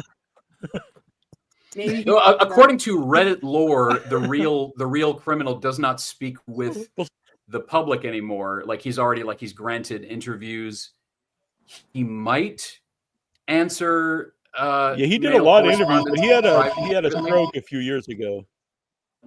Yeah, health issues and that sort of thing. No kidding, Yeah. Really? And he shaved the mustache off. Oh, that's right. Yeah, no. Oh, wait. I'm wondering if he got Kemper LASIK. comes out on April 8th. April 8th. to fix the eyes. Will there be Yeah. censored versions of it, Chad, or will it be full-fledged version April 8th everywhere? Yeah, everywhere. Everywhere, April 8th. Everywhere. Yeah. Chad is a busy man. No, I'm trying to hang up on him. They're Put the calling phone now. They're booth like, we need there to, we where need I to get said. this. We Let me need call to you find back. Put it out where, there. Ed's where mom's calling, saying, like, when do you get a real job? Get to work. It made all the more ironic because, like, Chad, you I don't love- have a self. I love the movie, not just you guys are here, but I thought it was great. Good. Thank you, Neal, very much. Go on, very Brandon. much. I think We're there's a looking little bit. forward to your I review. think we're off by a couple seconds, so we interrupt each other. I'm sorry. Oh, maybe in No, real really. life, it. Brandon, Having done a few of these things, man, like really, it's again, I might have said this before. Sometimes luck. I don't want to call it luck. It's talent. It's serendipity, whatever you want to call it, man. But you know, I've done a few of these things. This one is special. This one's special. My husband doesn't like horror necessarily, and he afterwards we went out to eat at Denny's and we sat across the table, and he rarely indulges in my ego. He doesn't want to build my ego up anymore. But he told me last night, "Hey, this was a really good one. This was a really one's good good. one." This Yeah. one's good, man. It's like, And he- you know, Chad, Brandon, as I have already said, you know, Susan, like across the board, it really is. You know, I don't want to say luck, serendipity, whatever you want to call that. So I think that even people that aren't horror fans or aren't true crime fans will find something very appealing and entertaining about this film.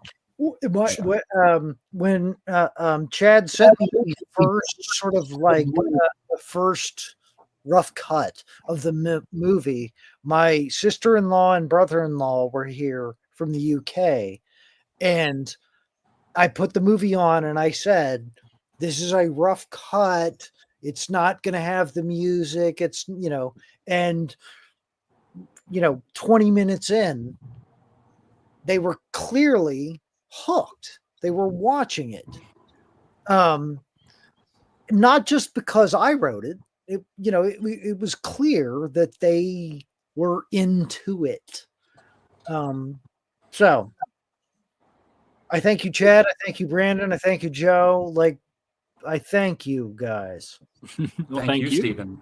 Thank you for writing a very compelling human story. And also, true crime devotees will appreciate the detail, the absolute accuracy in every corner of every frame of the movie. All of these, the wardrobe people, Sean LeBlanc, Perry Ash, Jerry Infante, Amanda Slate, who did the wardrobe, the crew, Yoni Cohen, Jason Delberti, Jeff Billings, filming it in just such a way where, like, hey, like, move a millimeter to the left, and if she's behind you and then she says that and you do that, all that orchestrated in a way where it just it keeps Stephen's story just like it takes you along, it sweeps you up. And the costuming was awesome now that you mention it, because there's a lot of period pieces from that time. It's like, this wouldn't have been there then. This wouldn't have been there then. They looked great. It's photo accurate to real life photography of the real events. I enjoyed it an offensive amount, Annabelle, way too much, where like Sean LeBlanc gave me the glasses and the leisure suit of like when the doctor, that panel, that tribunal of doctors are assessing him. And I was like, oh my God, it's the outfit. Oh my God. And again, like it's such a balancing act because it's like, it's real subject matter and all that. But like, it was exhilarating. Like that we're really there and we're stepping into the real stuff. Like, as far as an art form endeavor, incredible. Well, the clip that was shared on Rue Morgue, the Take a Bad Ride with Ed Kemper, and I showed that to my mom and dad, and my mom she was going, those girls are very good actors. Yes. Katie Silverman, who's in the front passenger seat, she has a better IMDb than several of us already, even at this early stage. She was on the show Ted, the Seth MacFarlane teddy bear show. I was like, I'm working with somebody who was on Ted. I got to tell my Aunt Lynn, and I got to tell everybody. Wait, and you don't say that about also, you don't say that about me. No. I will tell people if they will listen. Like my sister and I, we have a great relationship, but she's kind of has a Midwest sensibility of not wanting to talk about show busy stuff. But I will tell this movie is such a big deal, like for me personally, that like she'll in due course, Stephen, I will tell her. Also, I have to say, I've talked with Chad about Isabel Morgan, who's in the back seat in that scene. She is new, fresh out of the box from the independent short film circuit, but she undeniably, absolutely has talent writ large, and also in real life, and kind of in the role as well, is sweet and unassuming. She's like Charlie Bucket in Willy Wonka, where she expects nothing and therefore deserves everything. She is fantastic. Yes. There's one moment where she kind of like looks to the side, like acknowledging that something's very wrong here. Right. That side look is in the trailer, and it says everything. It's all right there. Yeah, that's good stuff. That is good stuff. So, Chad, unless you actually said, look to the side in that moment. No, she brings it. She's great. I just let him loose and see what happens. So it's all in the casting is really how you make a good movie. The script and the casting is all about. That's all directing's about. So I don't want to get ahead of yourselves, but will there be a physical release at some point? Yes, for sure. If Dread Central doesn't do it, I have to wait a year, and then I can release my director's cut and whatever other version I might want to. How different is the director's It's different. I know it's different. That was very... There's a couple I know there's a couple of. Fair enough. Yeah, it's different. It's yeah. How so? Is that something you would like to talk about? It's not only some of the violence. It's actually one of the main reasons that really got me excited about the film was a film that I cherish, The Jazz Singer. 1920s silent film, Mammy, all that shit. Just had come onto public domain, and I was like, oh my God, I get to put this in the film because he's got the mother. It's the polar opposite of mother-son relationship where he loves his mother, she worships him. It's all that stuff. He makes the big time for her, and being able to put that in the movie was really exciting for me.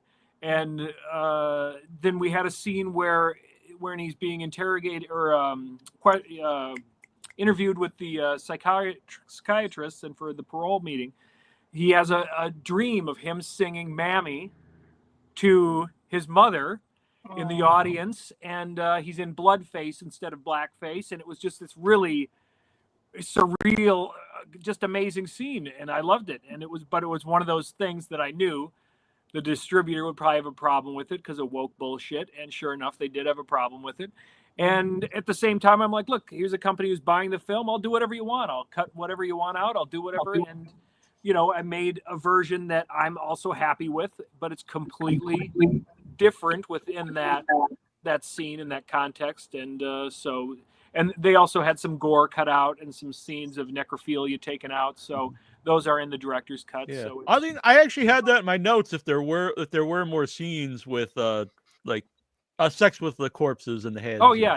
There's a lot. And Chad, that's Chad, right up my alley, apparently. But yeah, it's probably 5 minutes difference. If you were with all the gore and that scene put in. Chad, you might remember, it's been a year, but like I messaged you during the audition process about that scene when that scene got added to the script, and I thought it's an absolute perfect sociological parallel where the movie itself and the story itself, by its very nature, is about atoning with American historical missteps.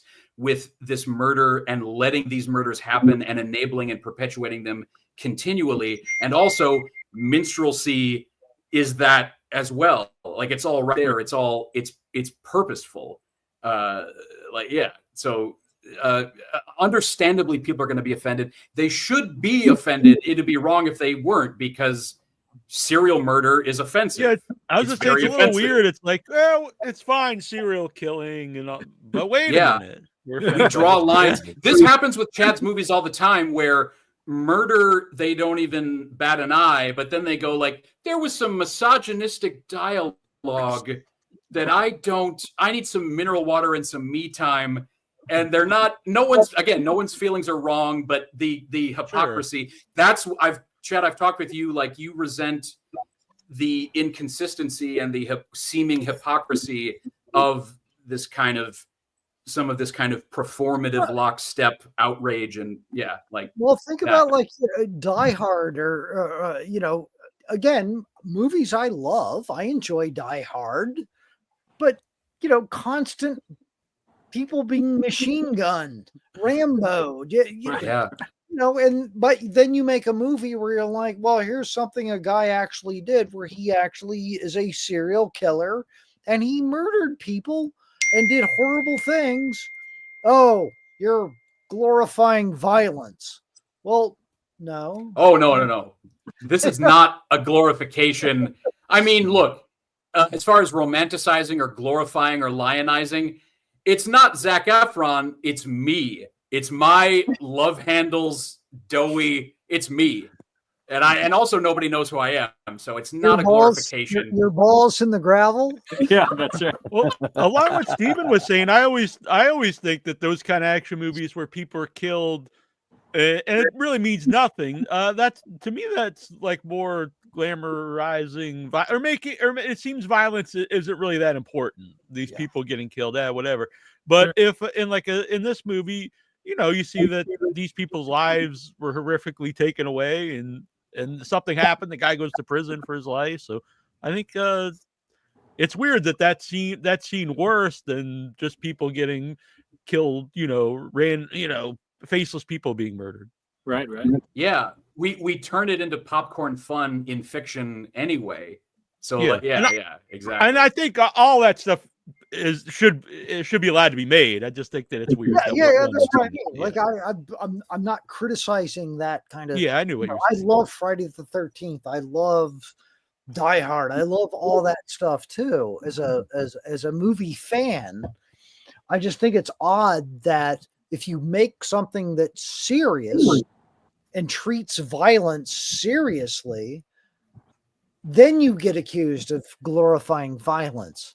And you're like, but we, look at our country. Look at that, horrible things happen. Yeah, the headline of my next post about this movie is going to be, "You should be offended. You will be entertained." I like that. That's perfect. Good. Yes. I'd bingo. That for the poster, maybe.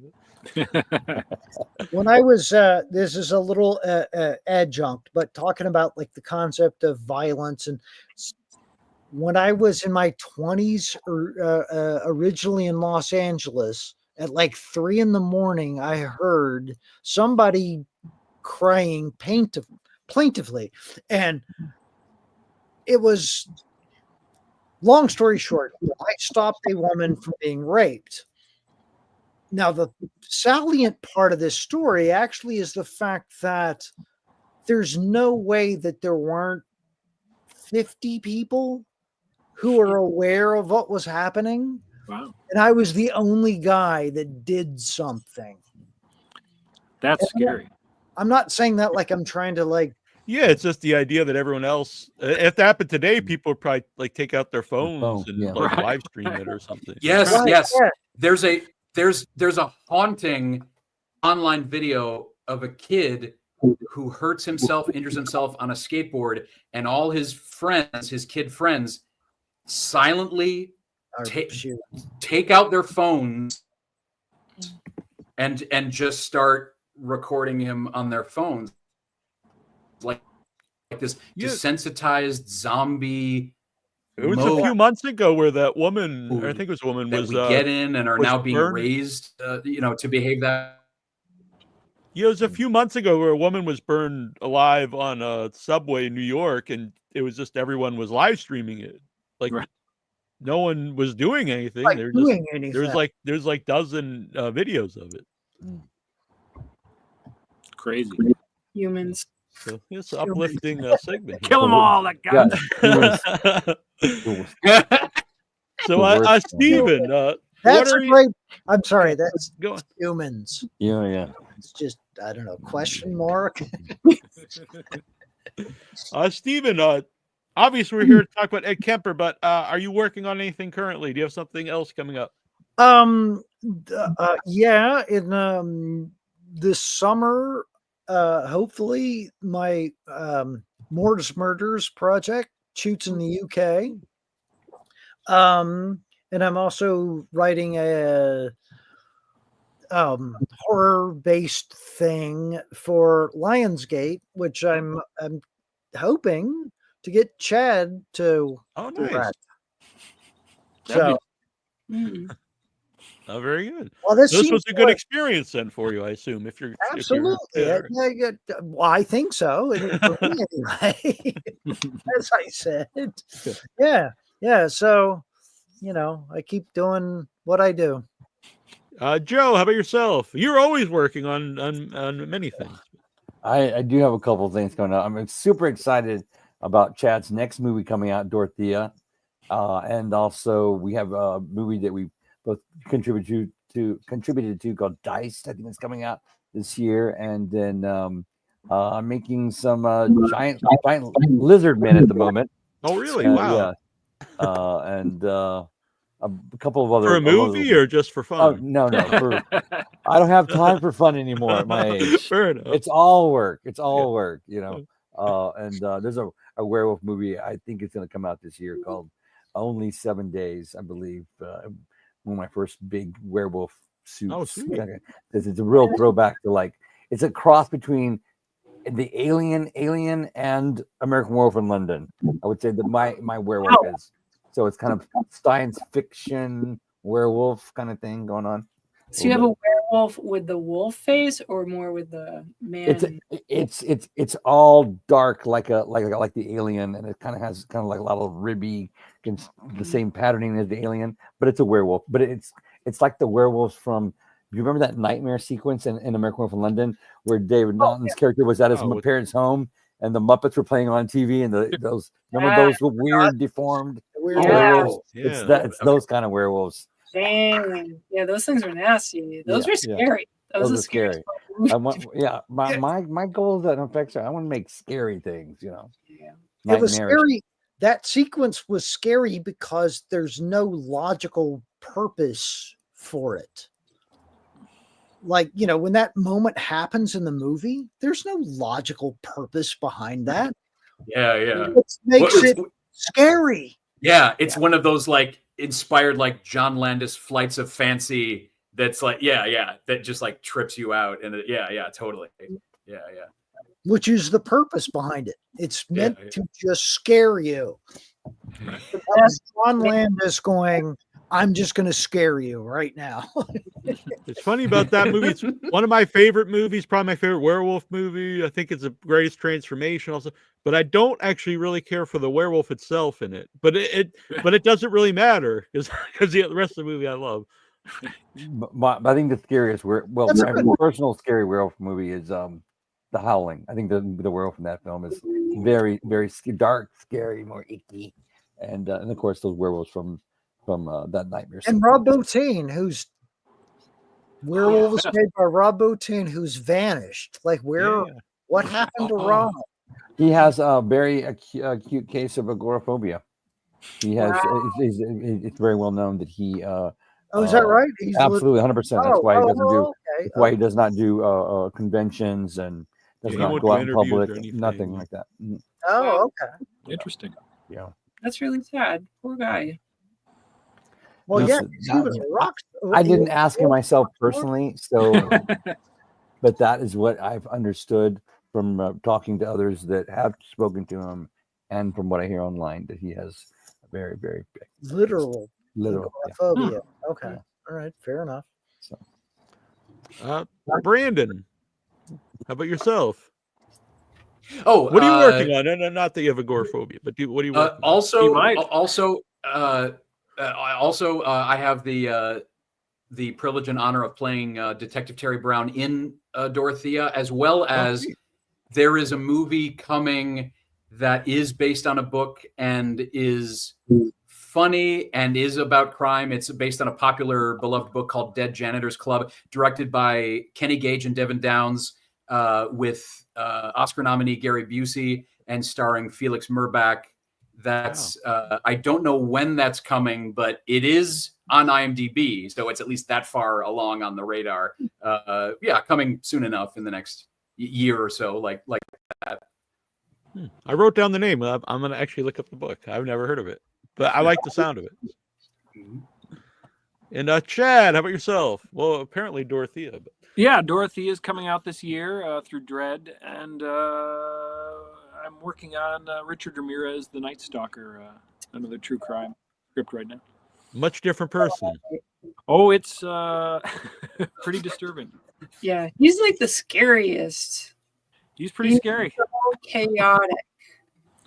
No, it's actually one of the hardest things I've ever written, because you really get into a very dark. There's really not much redeeming values to him. Yeah. Well, and also his MO was across the board. Like most serial killers kind of have a MO. Right. Whereas Ramirez, if we're going to use the word evil to describe somebody, Ramirez was evil. He victimized old people, children, so anyway.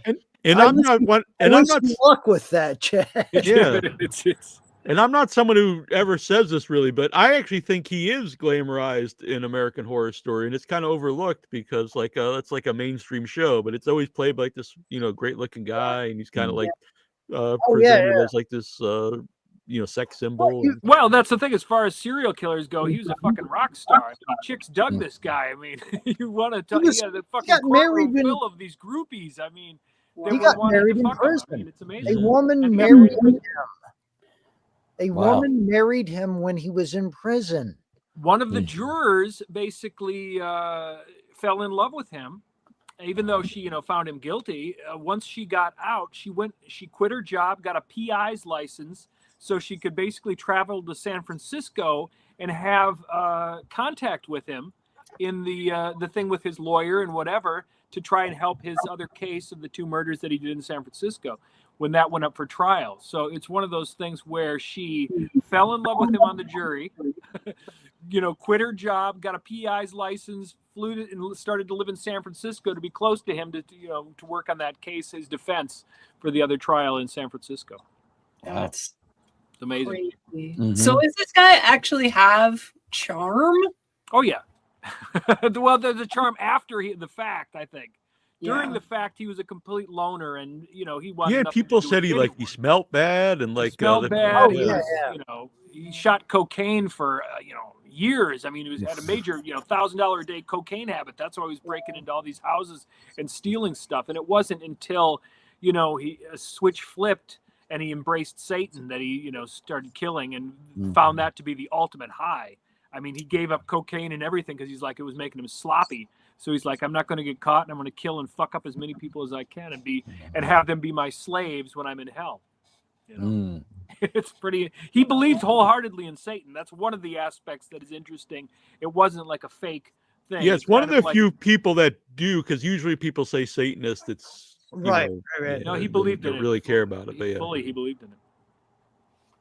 Which that's the aspect to kind of find out and say, well, look, if a Christian is okay doing, it's finding the thing, the justification of, for me anyway, of finding something to kind of focus onto, because the detective angle has been done with his story. So I'm really trying to get it through his eyes and try to, it's not easy, but it's there. It'll come up. Interesting. And you mentioned, a lot of stuff like when after he is arrested and he's in prison. Will you go into any of that in the movie, or? No. I think that's my deal. I have to write a story about one of these serial killers after they're in prison. Yeah. No, he had actually, when he was in county jail, he was, right next to when Sean Penn got arrested, and they were talking to each other, telling stories and all. I mean, there's lots of connections with Ramirez and famous people at the time when he was in county jail, because his trial went on for 14 months, so he was in the county jail for that long. Wow. How does it affect you, and you, Stephen, as well, when you write characters like this? Because you're creative and you have to go. I think maybe not everybody, but going to that place, like Chad, you said you're really wanting to present this through his eyes, and it's tough. I mean, because I've read 2 books on it, and the latest book is like 1,000 hours of interviews with Richard, and it's written in kind of a Truman Capotean cold blood style, so it's very engrossing, but at the same time very graphic. And then then you have to try to think of how you're going to film this, and then working on the script, and it's gross. Ed Kemper was kind of an easier thing because Stephen did all the heavy lifting. So when you get the script, it's kind of modifying it to the budget that we had, or pumping up a character here or there for just the cinematic limitations of it. But Richard Ramirez is just it's a nasty business, because he not only there was no remorse in any of these things, and he never felt bad about it, and it's hard to find something redeeming within him. Because this is the kind of person, it's not like, oh, you had a really sad, maybe there was a really sad childhood story, but this well, it's definitely not the sympathetic. There's an interesting side of his childhood, is that he had head trauma, severe head trauma, twice. He had a form of epilepsy that was shared with Einstein and Napoleon that was fucked up. But the main road that he chose was his uncle was a Green Beret in Vietnam. He did 2 tours, had like 34 confirmed kills, but on his off time in Vietnam would go into villages and rape and murder women and take pictures of them with a Polaroid camera. So when he finished his tour, he came back home and would tell Richard, 12-year-old Richard, these gory, glorious stories of war and raping and mutilating women, and showing him these pictures. And at a young adolescence, I think that hit the thing of like, this is what's sexy, this is what turns me on, this is what I'm going to do. And was this like the adult male figure in the film? Yeah. His hero, basically. That's again. So again, it's kind of Ed Kemper had the fucked up mother, he had the fucked up uncle or a cousin, and it it chose their path, or directed their path. Yeah, and the head trauma and substance use, that is also sure. So now I kind of have a tiniest little. There you go. I think if you learn more, you some empathy.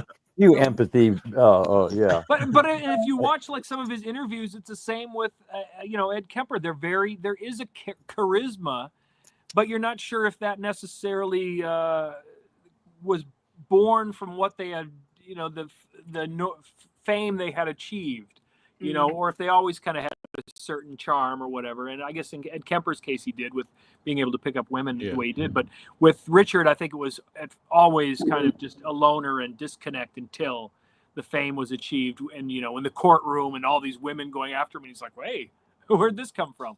So that kind of, helped develop him in a sense. It sounds like the basic human need, diluted and warped in a way, taken to an extreme. Sure. These are all basic human needs that are just taken beyond, out of control. We all want, we all want power, to be adored. Yeah, of course. Power, be adored, be listened to, respected, control. However, I would say that Ed Kemper was, like George Clooney compared to fucking Richard Ramirez. I was gonna say, all the pictures I've seen of Richard Ramirez, He looks like a smell you want to get rid of. I don't know how like women found him attractive. There's nothing attractive because I can see the evil in his eyes. You can see that there's nothing behind those eyes other than his own. It's a niche. It's a niche appeal, but a potent one. Like some people. Totally potent. We had, I don't remember the name of the guy, but we had a guy, and he studied serial killers. And there's like an official, like you have a necrophilia, and there's some things. Oh, it was the criminal psychologist we had on when you talked about Luigi. Yes, which was. We won't go down that road. It'd be too much. But he did mention that there is a specific. Yeah, I forget the name of it, but yeah, he said there was a name for like it was the love of or infatuation with. The infatuation and. Infatuation with what? Serial killers. Oh, he has his own love affair for serial killers, basically. Well, he brought up that because this is a guy, he's older, he's an old dude, and he's been doing this for a long time, and there is like a psychological term for women who pursue and become engrossed in this kind of person, which is it has to be a form of love if you want to have that much knowledge or close to them or speak about them in a tone that's glorifying or making not light but just in a loving way, empathetic way. Love, it doesn't just mean sex, it means I love horror films. What is the root of that, though? Like, is the root the idea that the person that they're famous, or is the root that the idea that if you get close to them, you're protected because they're not going to harm you? Like, it's definitely that's just idiocracy. That's yeah. What's the underlying sort of motivation? A common assessment that gets discussed is that the appeal can be that there's a fantasy of being exempt from the danger and the wrath. And there's like and this is so cliched, being potentially being misogynistic, but like the people talk about the I can change him thing. It's the most extreme iteration of something like that. Like it couldn't be more hyperbolic. I think that's why the end of Henry Portrait of a Serial Killer is so bleak, as Steven said, because it's kind of like, oh well, maybe if someone does connect to this guy, he's going to be fine. They'll be fine. He'll be fine. Whatever. And then we see the result of this. Right. Yeah. She ends up. Yeah, the most bleak ending in cinema history. Yeah, playing the suitcase out. But I think Brandon's right. Yeah, I mean, I don't know, but I think he's on to something. The idea of like, well, if you can connect to this person, you see the humanity in them, and everything will be okay. Yeah. There was this young, really good-looking serial killer in San Antonio, Texas. I don't know. I think it may have been the Forensic Files, but he would meet women on sex app, and then this is fairly recent, and he would take them to like the Ramada Inn downtown San Antonio, murder them, and then put them in a suitcase and come out of the hotel with the suitcase. Wow. And then he would take it and drive it to the dump, and they would just pile tons of trash on it, and they would be lost forever. And then like, I think they got like a portion of the town to go out there for 5 months, and they found the bodies of the women he killed in the suitcases. Yeah. What a crazy But he was so handsome and so charismatic on the app, and they would meet him at the hotel, and he would kill him in the room. Yeah.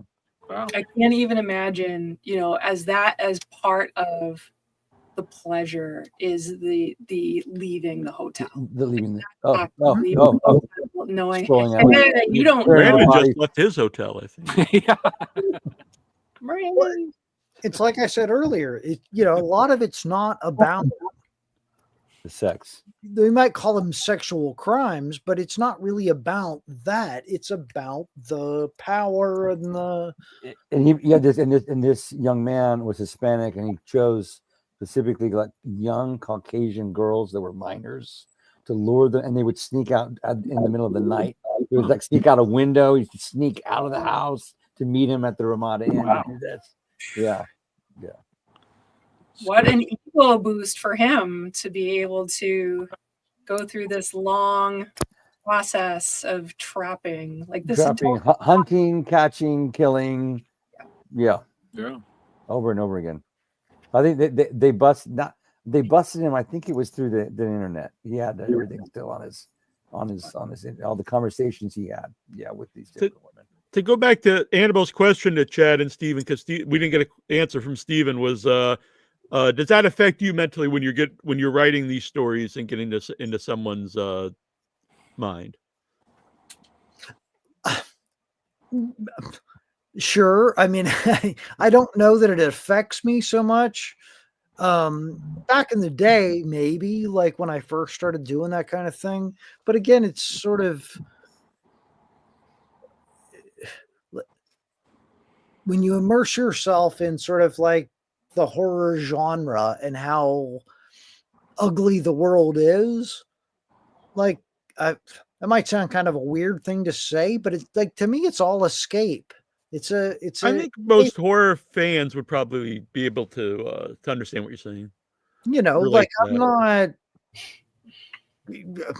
I think the world's an ugly place. And so horror makes it a little bit less horrific.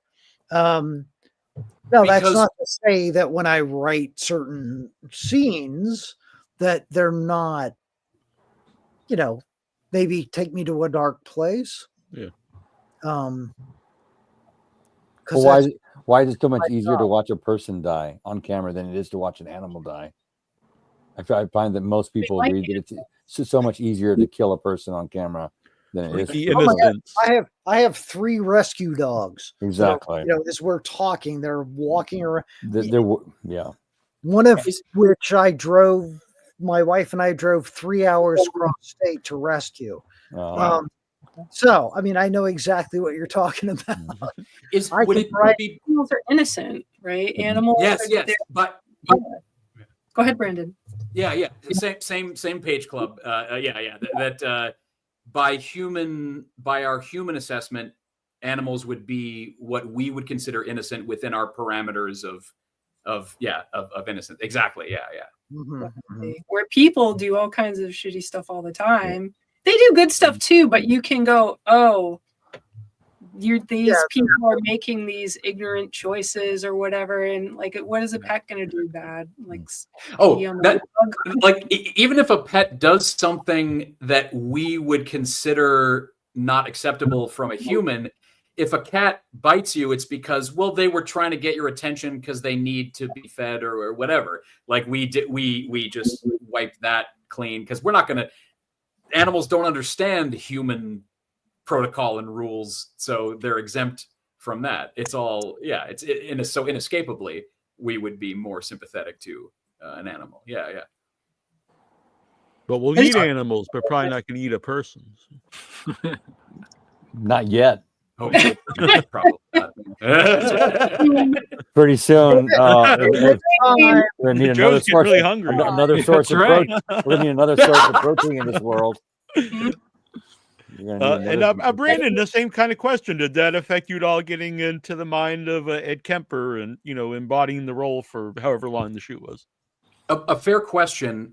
The task that was assigned to me in a certain regard prohibited me from being allowed to be affected in certain ways, because from Ed's point of view, during the spree, while the crimes are being committed, especially like during that adulthood run, he's not viewing it the way the audience is at all. It's like, I said to Gloria Therese, who plays Alice Liu in the movie, it's like viewing it through Ed's head is like in Groundhog Day when Bill Murray goes, "Oh, that's true. We could do whatever we want," and like he just like he's having an extremely misguided, evil, reprehensible, delayed coming of age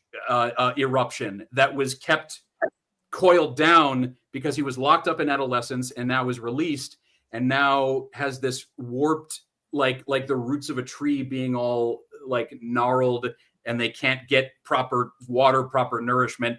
So now he's doing these horrible things. I said to somebody yesterday after the movie, and this is a very glib thing to say, but if he just had the internet, then maybe, I mean, we're never going to know. That's why this is an endless. Honestly, yeah. What?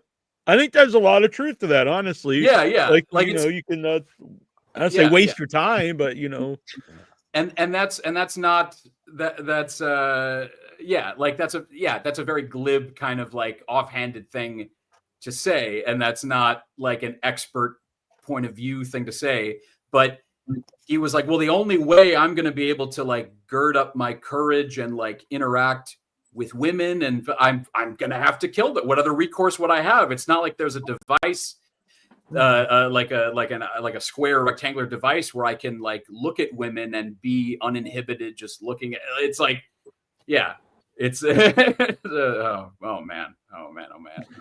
I mean, he's even said in interviews that was a big part of when he went to prison, which made his life easier, as he didn't have to worry about trying to like find a girlfriend or you know, interact with women or anything. You know, he didn't. That's not part of his life, so it made it easier for him in a weird way. So with that stuff taken by the nature of it out of the equation, he like was freed from that kind of anxiety and that kind of thing. That's good golly. The sense of inadequacy that he had everywhere other than prison. There's another like popular cliche that you very well may have heard. Men are most afraid of being laughed at and women are afraid of being killed by men. So like right there's this major like topography disconnect. Like, oh man. Men are afraid to be laughed at. I think men are afraid to be have their masculinity laughed at for sure. If I want to go after another man, that's the angle I always take. You know, you gotta go after their masculinity. That'll get them real good. That's such a bizarre. That's exactly what Ed Kemper's mother did. She knew exactly how to twist that knife. Sure. And even if you remove the gender role type of that kind of stuff out of the equation, it's just like it's a constant invalidation of you're not what you're supposed to be, you're not enough, and that's that. Oh, good gosh, that's just that's a poisonously dysfunctional dynamic to be happening. Yeah. Ed Kemper, Video on Demand, the 8th. And where can people go to see like because you said still playing at the theater? Where would people go to see like what theater they could see it at? I could go on type it in the internet, they'll find it and see if it's at their theater. Yeah, the Lemley way to do it. Rotten Tomatoes, all those play, IMDb, it has a whole list. Yeah, and plus after you see it, go and rate it on those sites positively, because it does help, especially independent film. And remember, there will be a director's cut. There will eventually be a director's cut. Interested in this. Yes, there will be. Yeah, there will be. Yeah. Love it. That's awesome. Thanks, guys. Yeah, and you're all welcome back anytime. Here. Awesome. Yeah, sorry. I normally ask if everyone has a time limit beforehand, and I didn't think about it, so hopefully no one did. Steven, are you on Facebook, Steven? Am I on Facebook? Yes. Yeah. Oh, you are? Okay. I'll see if I can find you on Facebook. Are we friends yet? No. Yes. I'll ask that quick, though. Does anyone, Steven, do you have a place that you want people to follow you? Like not your home, no, but on the internet? Not at all. All right, fair enough. And we'd love to have you back sometime, Steven, to talk about your whole career if you would be into that. Absolutely, yeah.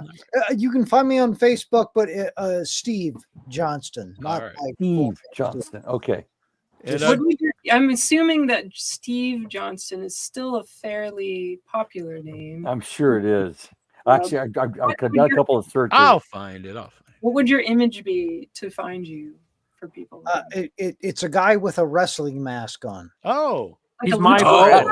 There it is. Luca Libre. I just sent you a friend request. like Okay. this. Yes, Yep. exactly It's- like that. Yes. All right, you horror it like movies, lucha this? libre, wrestling. You're a plus in my book. Yeah. Well, the rest of y'all, where Yeah, do so, where do people follow Chad you? and I will be making another movie soon. Yes. Excellent. Chad, where can people follow you? Facebook, Instagram, Twitter, all that shit. Just type in my name and you'll find me. Joe. Same here. I'm an easy find. Facebook.com. Yeah, and if you want to befriend Joe on Facebook, if you're friends with me, let me know that you're friending him, and I'll put in a good word for you if you deserve it. Yeah. I vet my friends very carefully. A lot of times, Joe, like, do you know this person? And I'll be like, well, just because they're on my Facebook doesn't necessarily mean I know them, but sometimes I do, and I'll say, yeah, that's a good guy. I'm rarely on Instagram, but I am there, and it might take me a week or two to get the messages there, but I'm on Facebook every day. So, and now Brandon. Instagram at Brandon Kirk Actor, and LinkedIn and IMDb. So yeah, those portals. And it'd be cool to have you back sometime too, Brandon. We talk to Joe and Chad all the time, so they're always welcome back. But it'd be cool to have you on sometime. We could talk about all your stuff. They got nothing new to say. They're old hat, but I think Joe's actually on again next week. But, I mean, Joe's got to be like our top. he's gonna be moving up there. We got to be like. I cannot thank both of you enough, and Troy, for all that you do for the independent artist. And without you, we wouldn't have a voice to really connect us to the viewers. So the work you do is a lifeline of our careers in many cases to the fans that really want to see this stuff. They don't know where to get it. So we appreciate you very much. Yeah, you guys are great. Thank you. Thank you, guys. It literally is a community. Yes, I agree 100%. Community. All for community. All right, everybody. We love you. Have a beautiful rest of your Friday. Talk to you more soon. Call or text anytime. Stephen, again, thank you so much for a beautiful script. And Brandon, thank you so much for an amazing performance. Yeah, you're amazing. Annabelle, love you. All right, be well. Hey, Bye-bye. All right, I'm gonna play us out here with the trailer for Ed Kemper. So, Are we coming back? You want to? Yeah, why not? All right, we'll be back about talking about something or other. All right. And then. All right. Thank you. Hello, Santa Cruz Police Department. Malone speaking. I'm all finished now. Hello? Anybody there?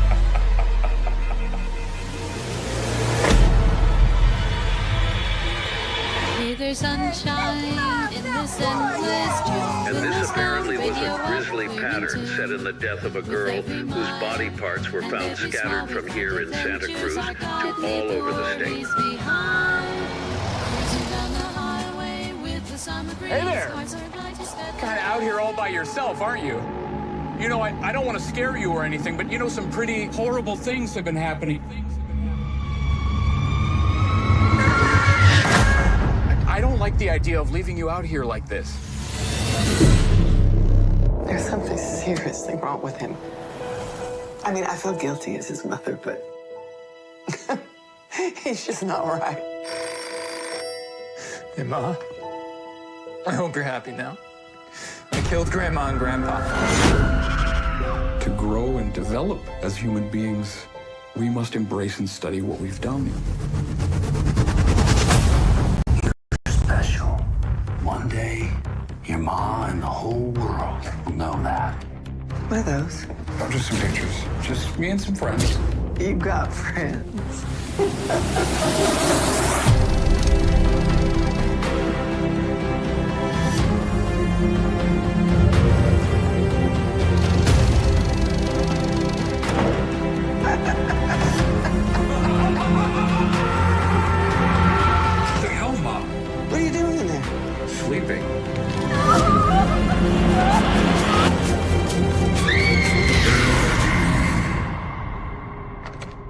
All I want is for you to be proud of me.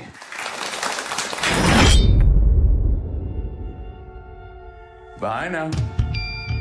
Don't forget me.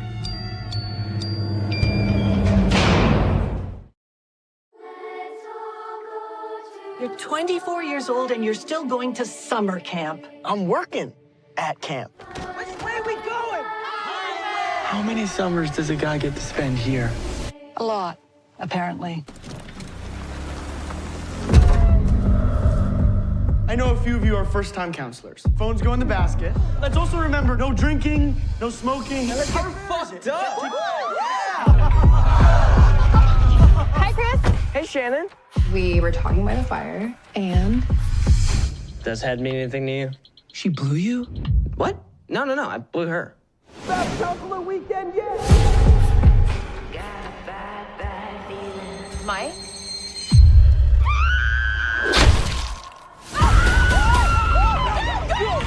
Oh, fuck! What is happening right now? There's a killer on the loose! What? Hello?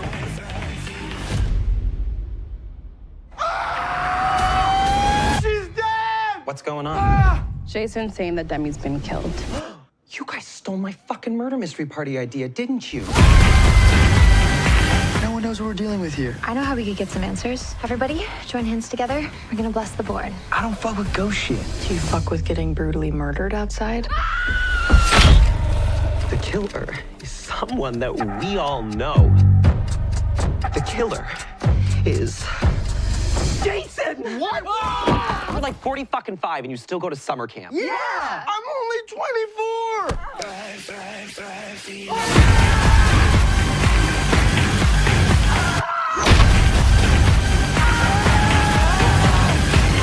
So much blood. Shut. Oh, God, this is bad. That's so much worse than I thought it was gonna be. You know what they say? A bad day behind me is better than a good day anywhere else. The line's been cut. Oh, I've always wanted to say that. We're gonna die. We're all gonna die.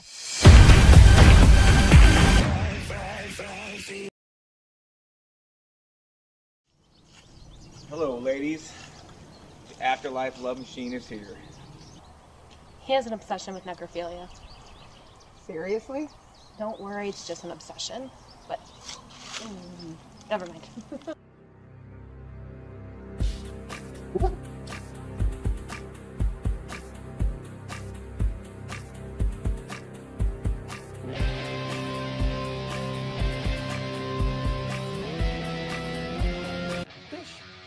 This doesn't smell like gas. It's cat piss. Oh my God! What the fuck? Wait, what did he do? He got caught fondling a corpse at a funeral. Really? Dude, we talked about this. But it was Miss Peacock, and she's been on my to-do list for a while. Wait, Miss Peacock? Isn't she like 75? Well, I used to have a lot going on. You know, me and Dad and Meg had something special, and now in the basement, I have a pile of body parts inside my Hello Kitty kiddo case.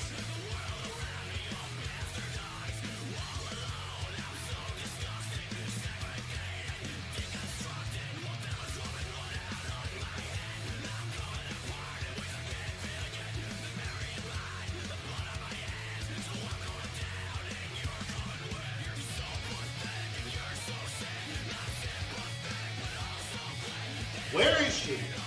She's under there, stretching around the park. She might still be a little sticky. Oh boy, he's gonna like this one. Boy, get ready for it. We got a Pokemon. All right, we're back here at the Station of Decapitation with Odds Your Head. I'm still Nasty Neal. I am still Annabelle Lecter. Gary Dando looks great. When is it going to be released? The 8th. So in a few days from now. If you're watching live. So good. And it's a good time. I noticed. I'm like, oh, an hour. And it's like an hour and a half. Who does that now? And yeah, so many movies are over 2 hours. I don't mind in that long movie, but if it needs to be long, not everything needs. Sometimes I watch stuff and it's like, for whatever reason, it's 2.5 hours or something, and it definitely did not need to be. Yes. I don't I know think that hurt why. Hellraiser. I know a lot of people like that, but I don't know. There was a lot of just nothing going on, like people getting chased around and stuff. It was a few years ago, but the newest Hellraiser movie. Oh, I mean, I didn't really think it was particularly good anyway, but I did not. it was also over 2 hours, and I think it was because it was made for Hulu, so they wanted more ads like during the movie. Ridiculous. But the hour and a half, that seems like the art form now. Yeah. To be able to like say what you want to say. I mean, that was like movies used to always be, 90 minutes. So now I think that is more the art form, telling that story, and people don't have to get up and use the bathroom. Yeah, I thought it was a great movie. I thought it was an awesome interview. I'm really happy everyone was on. We get to hear from everybody. Brandon was super sweet. Yeah. You were freaking adorable.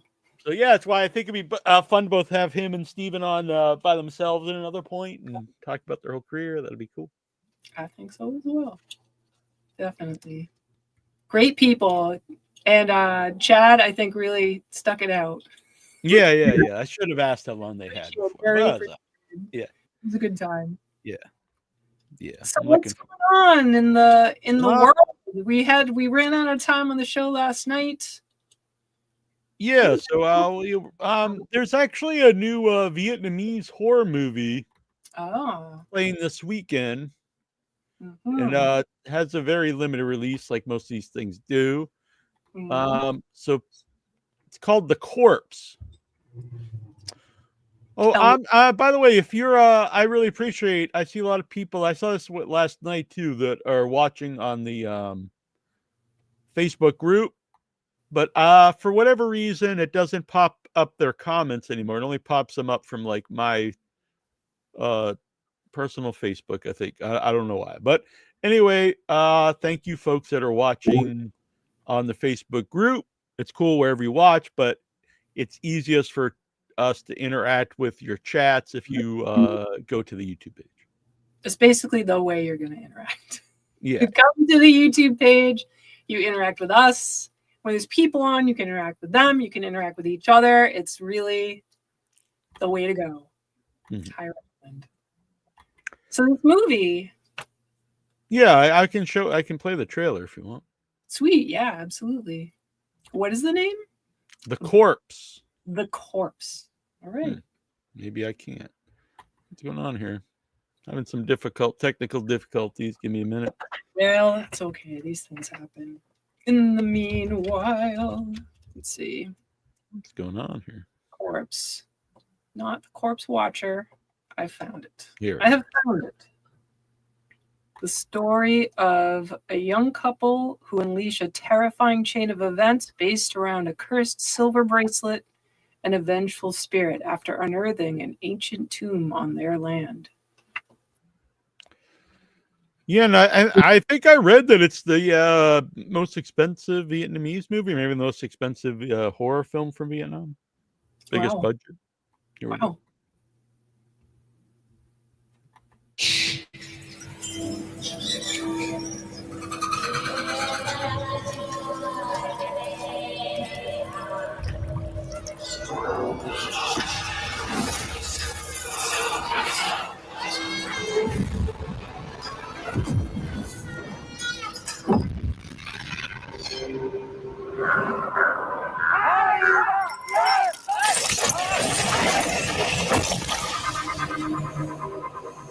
Đó thì giờ chị có nghe ông bà hay ba má con kể có ngôi mộ hoang đất nhà mình không gì? Không chừng là bãi tâm.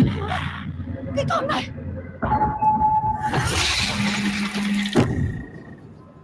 Ôi, nhờ ông ba đi cũng mới có chuyện để làm đó.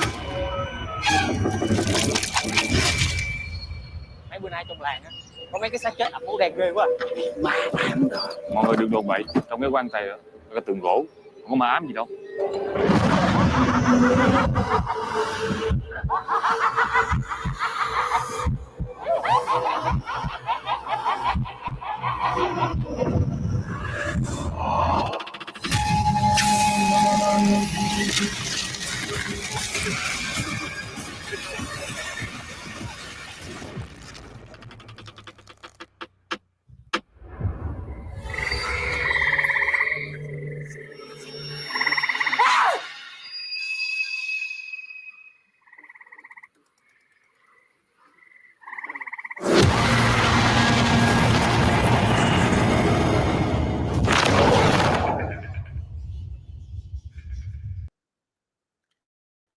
pretty cool.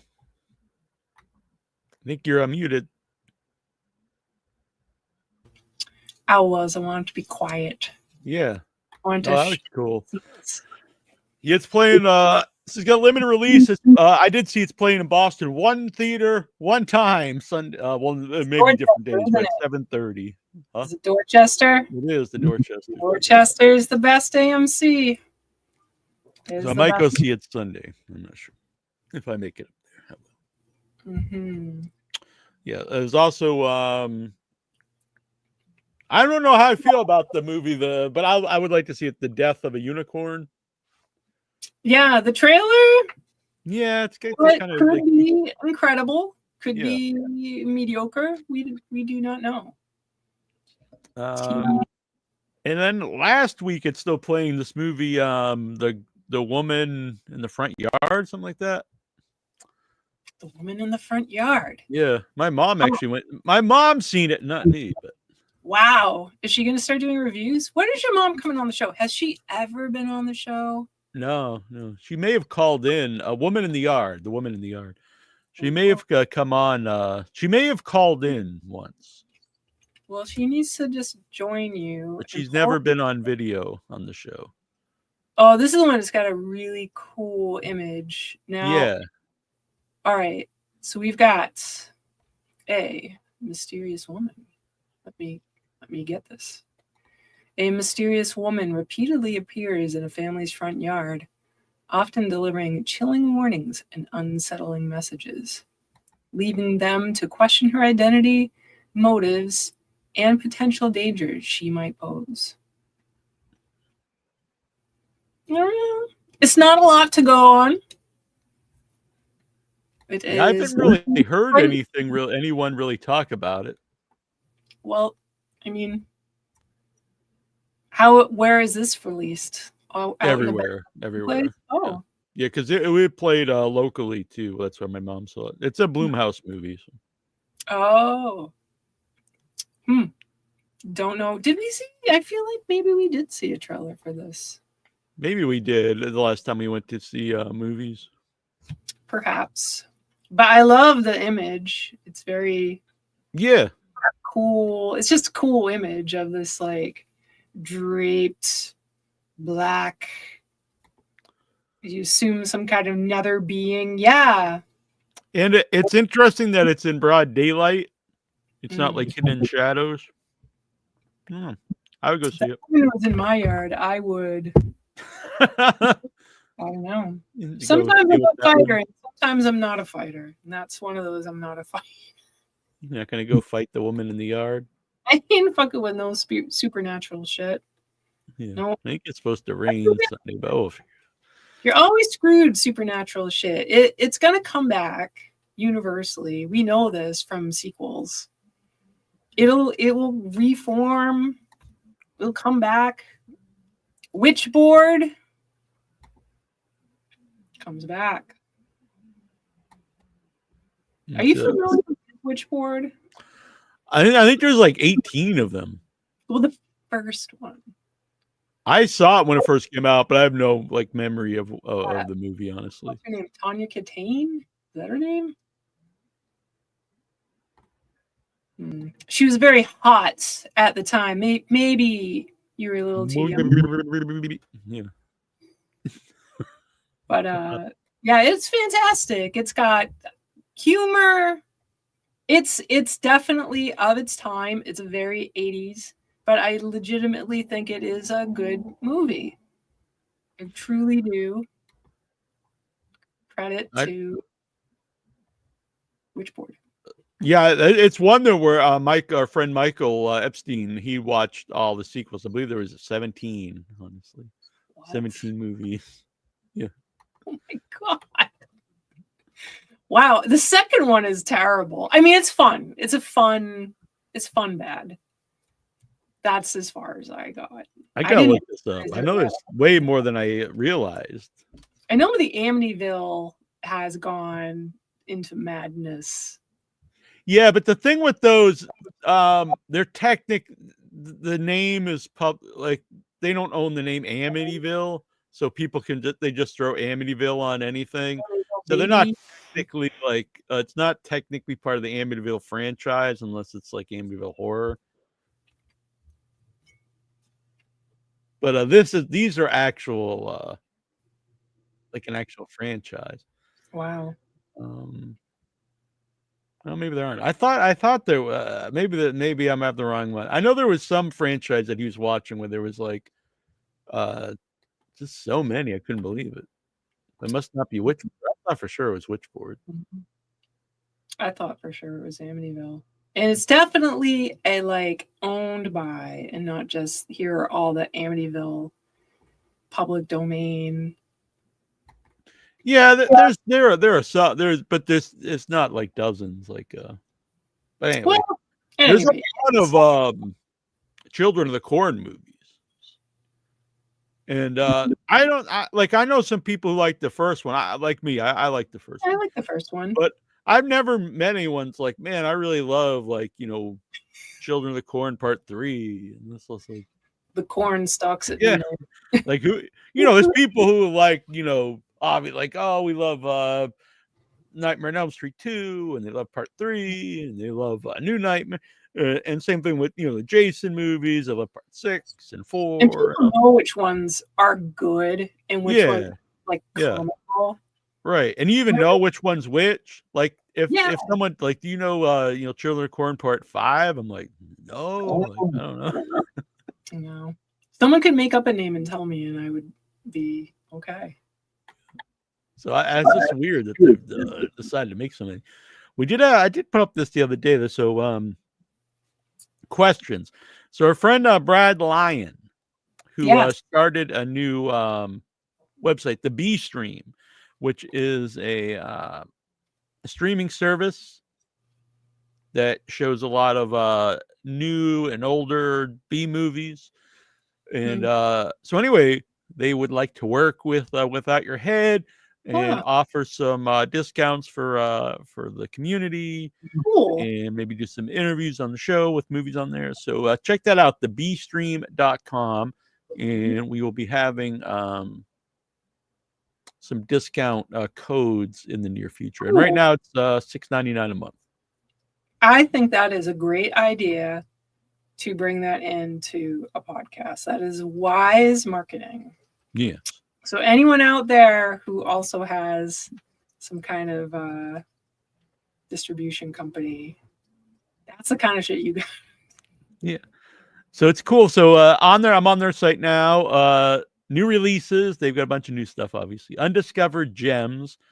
Discover some of the best kept secrets in cinema.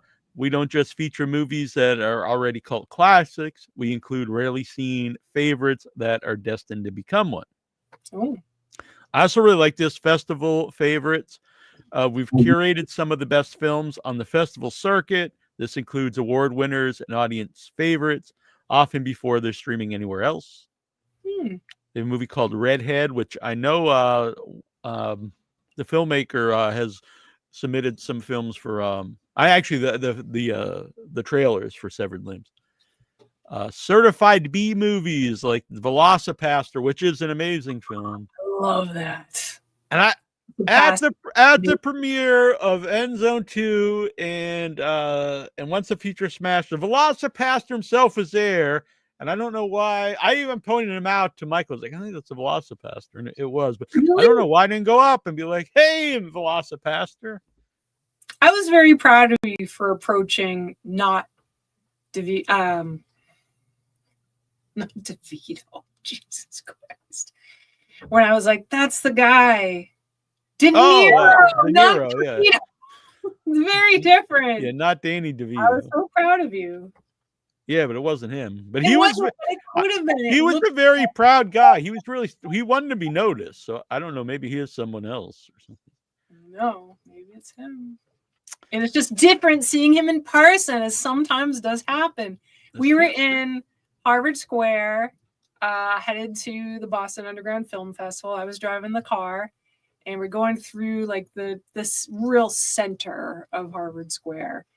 And there's a guy on one side of the street and a younger guy on the other. There's an older dude, and he's wearing sunglasses. And I swear to God, it's De Niro. And so the guy like waves at him, and the dude that I think is De Niro's like, that's so De Niro. And he's like, no, it's not. Like, it is. No, it's not. Like, get out of the car and find out. I did. I walked down, but it was not. But he was standing there all proud, like smiles, like, oh, it's not him. But I did see actually a video someone took, which was cool. It was well, it wasn't really cool. They took a video of it, but it's just cool. Harrison Ford was riding the subway, and I mean, he's just a normal guy. He was waiting for the train. He got on the train. He sat down like a normal person. He was talking to people. Nice. Seemed very friendly, but someone filmed him the whole time, and you could see him every once in a while looking over, just like, why are you filming this? But yeah, they seem like a good dude. Cool. Cult classics. Looking for a streaming service that embraces cult classics instead of avoiding them? You found your refuge. And they show, as an example, The Return of Swamp Thing, which is a great movie. The first one is fine. It's whatever. I think the second movie is better. It's more over the top. There's more monsters. It's much more of a comic book movie. I think I saw that on WLVI TV 56. WLVI is part of living 56. That's what was the ad here. I'm a big fan of jingles, as people have probably heard. Foreign, band, and more. What? Foreign, I was going to ask you about band and more. Band and more. I was going to ask you about your sandwich fish place jingle. It's like some ancient. Hey, where you going? I'm going to Thompson's Clam Bar, because that's where the tastiest clams are. Seafood good, best by far. Well, let's go to Thompson's Clam Bar. Amazing. We never tell you what you're allowed to watch. The best horror and cult films from around the world are here, even those that they've tried to ban, as in a Serbian film. There's like a lot. A long time. I need to revisit the gross movies that we enjoy. Like, I thought, you know what? I don't know if I hadn't seen Human Centipede in 10 years or whatever. Maybe this doesn't have the whatever I thought it had. It's awesome. Yeah. I haven't watched it for a while either, but I always loved it. And I'm just laughing. I'm laughing like evilly. Not laughing like, haha, that's so funny. Yeah. But laughing like, yeah, haha. It's awesome. Here is the B stream. So like you got some trailers here. Movie Rot. Yeah. Dang. When should we check it out? Can you? If you know. can, go for it. I think we can. Ew.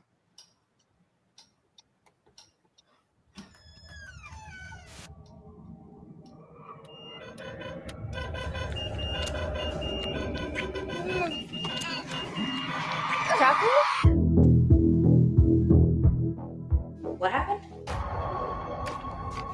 Just get him off! Jesse! By the time that I got to his apartment, Jesse and Aaron were both gone. Jesse's not, like, dangerous, right? What's wrong with me?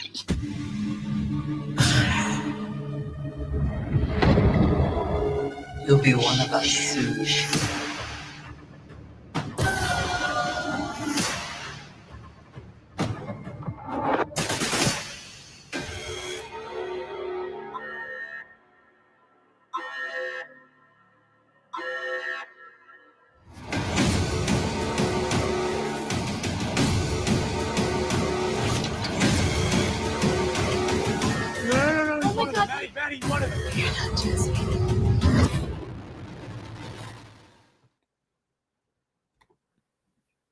So that's Rot. They don't give too much away in the trailer, which is good. It is good. Rot's got mush. Yeah. So check out the B stream. Final Days, Halloween Candy, Blood of the Dead, all kinds. Newly added. Here we go. Newly added movies. Rot, Fine. Oh, these are the ones I just mentioned. Captain Invincible. Captain Invincible. The return of Captain Invincible. What's this one? Now I'm really curious about that because it does not sound like a horror movie. It does not.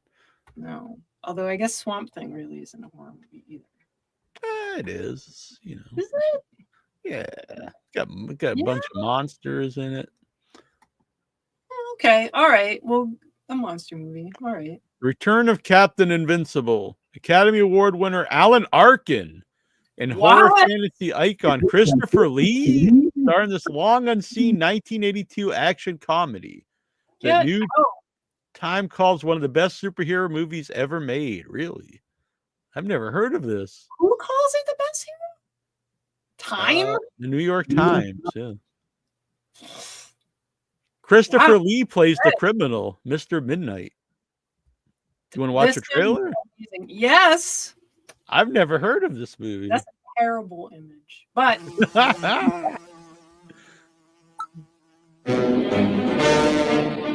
40 years ago, he was the hero of the day until the system knocked him out of the skies. Flying without a pilot's license. Wearing underwear in public. 40 years ago, he said he'd never fly again. And for good reason. I couldn't even tell the good guys from the bad guys. But when his country calls, what the world needs now is a shining hero. What the world needs now is a glory man who will fly down and save the day. What the world needs now. Evil Mr. Midnight threatens America. Today, New York. Tomorrow, the world. Bang it on. The return of Captain Invincible. Everything's going to be just great again.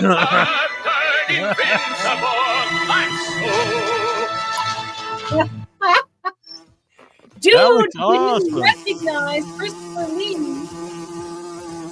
What? Hi, your brother knows what this is because he was the image in the background of our rating when we had our drinking segments. Oh, interesting. And there's this like crazy song he does. That's how I realized who he was because Christopher Lee broke out into ridiculous song. That's amazing. Amazing. Yeah. All right. Redhead. That was the one I mentioned. Mm-hmm. You want to watch it? Because I know the filmmakers in our group, so let's watch it. Yeah, let's do it.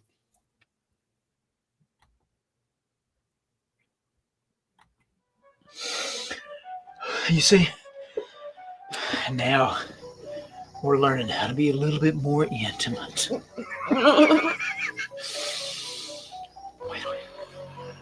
I came here to feed you, to get your energy up.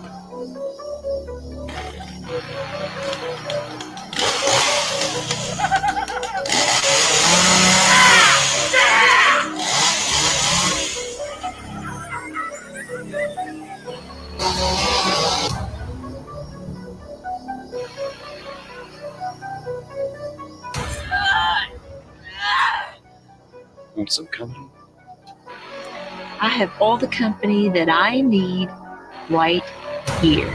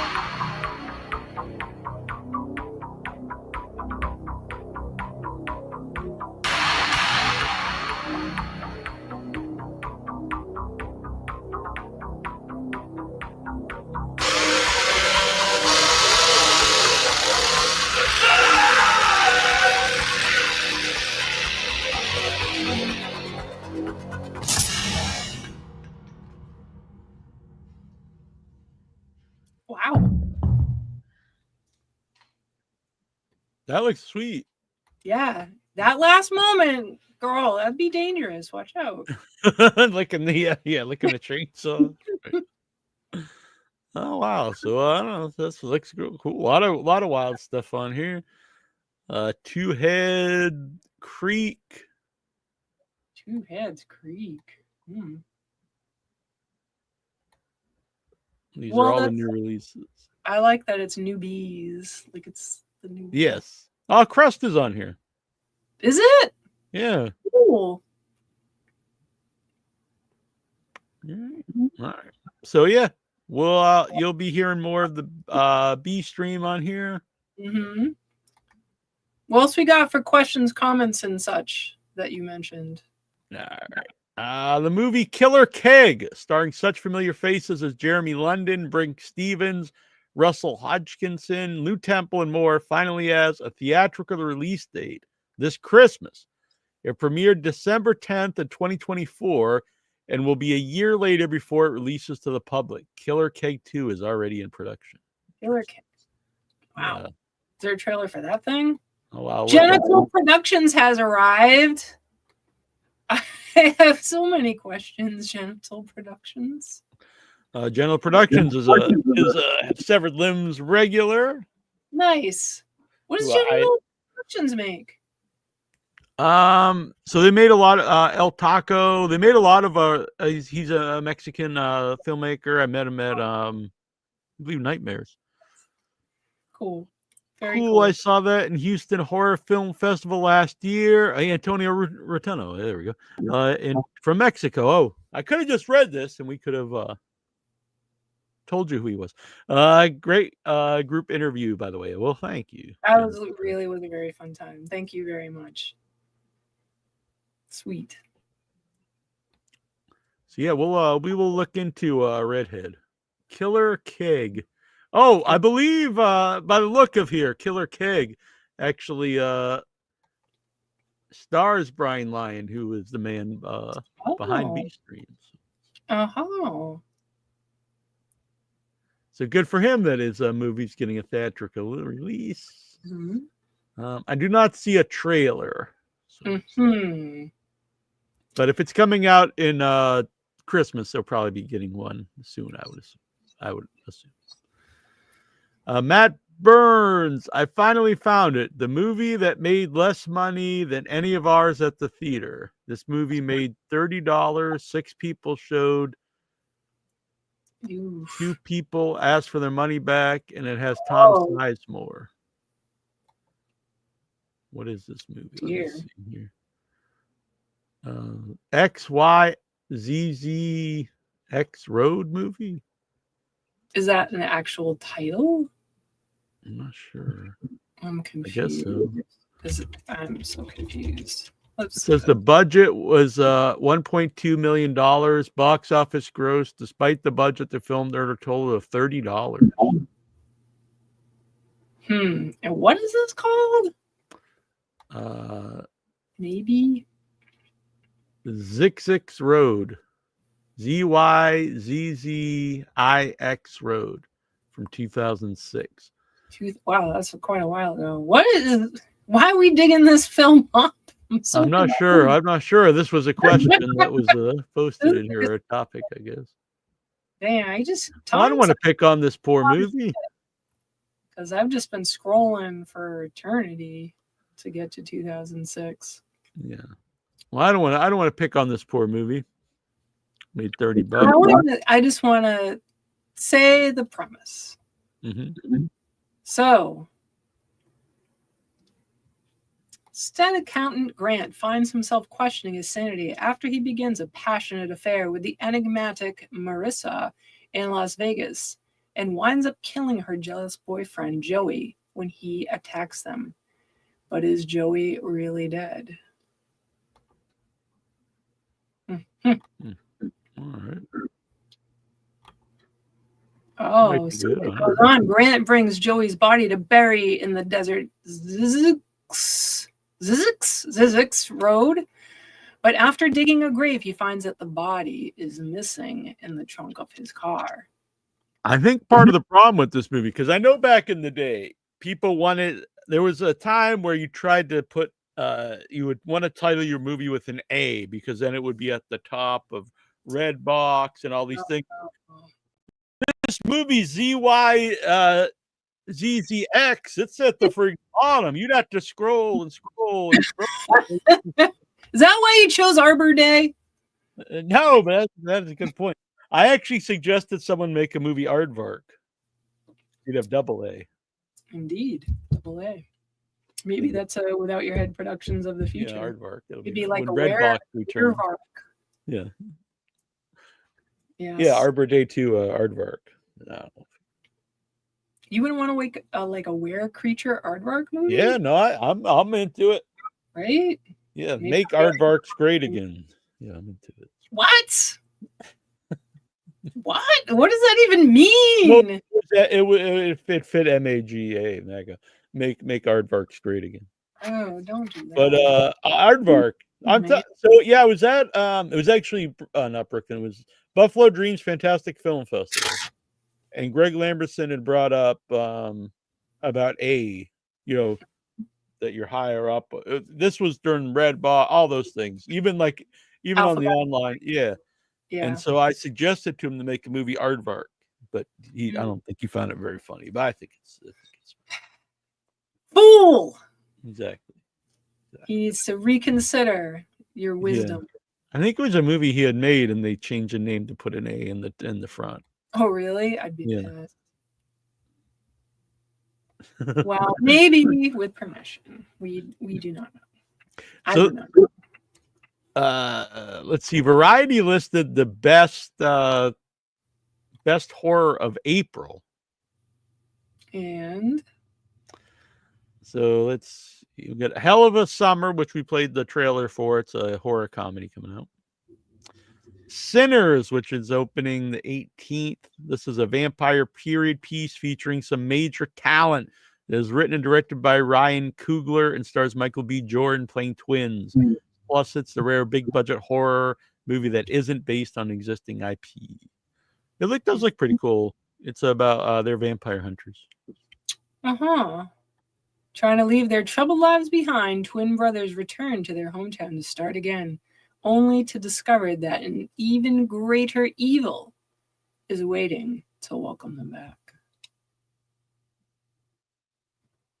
But why I brought this up because it was funny. One of the things on here, my mom watched The Bondsman, and she's like, it had a really weird ending. And I was like, well, it's a series. So she only watched the first episode, and she thought it was a movie, I think. So, but it's a new show with Kevin Bacon. It premiered the 3rd, so yesterday. Kevin Bacon is an undead demon-chasing bounty hunter in this fun and gory update on a Monster of the Week series like Ash vs. Evil Dead and Stand Against Evil. And that sounds like very fun. Nice. That sounds pretty fun. Yeah. They also have some stuff that we liked on here. Screamboat. It's funny. Off the Beaten Path. Then the two movies they list, Screamboat and The Ugly Stepsister. These are two very different films. Very, very different ends of the horror spectrum. Yes. One is absolutely fucking ridiculous, and the other one is very... I don't know what to call it. It's not elevated horror, but... Yeah, because that's an off-putting title. But... It really is. Yeah, I don't know. What we need a new term for that doesn't sound so douchey. So pompous. Yeah. So I have a question for you. Yes. Should we, Without Your Head and Launch Over, should we find a lawyer and sue Jordan Peele? What's happening?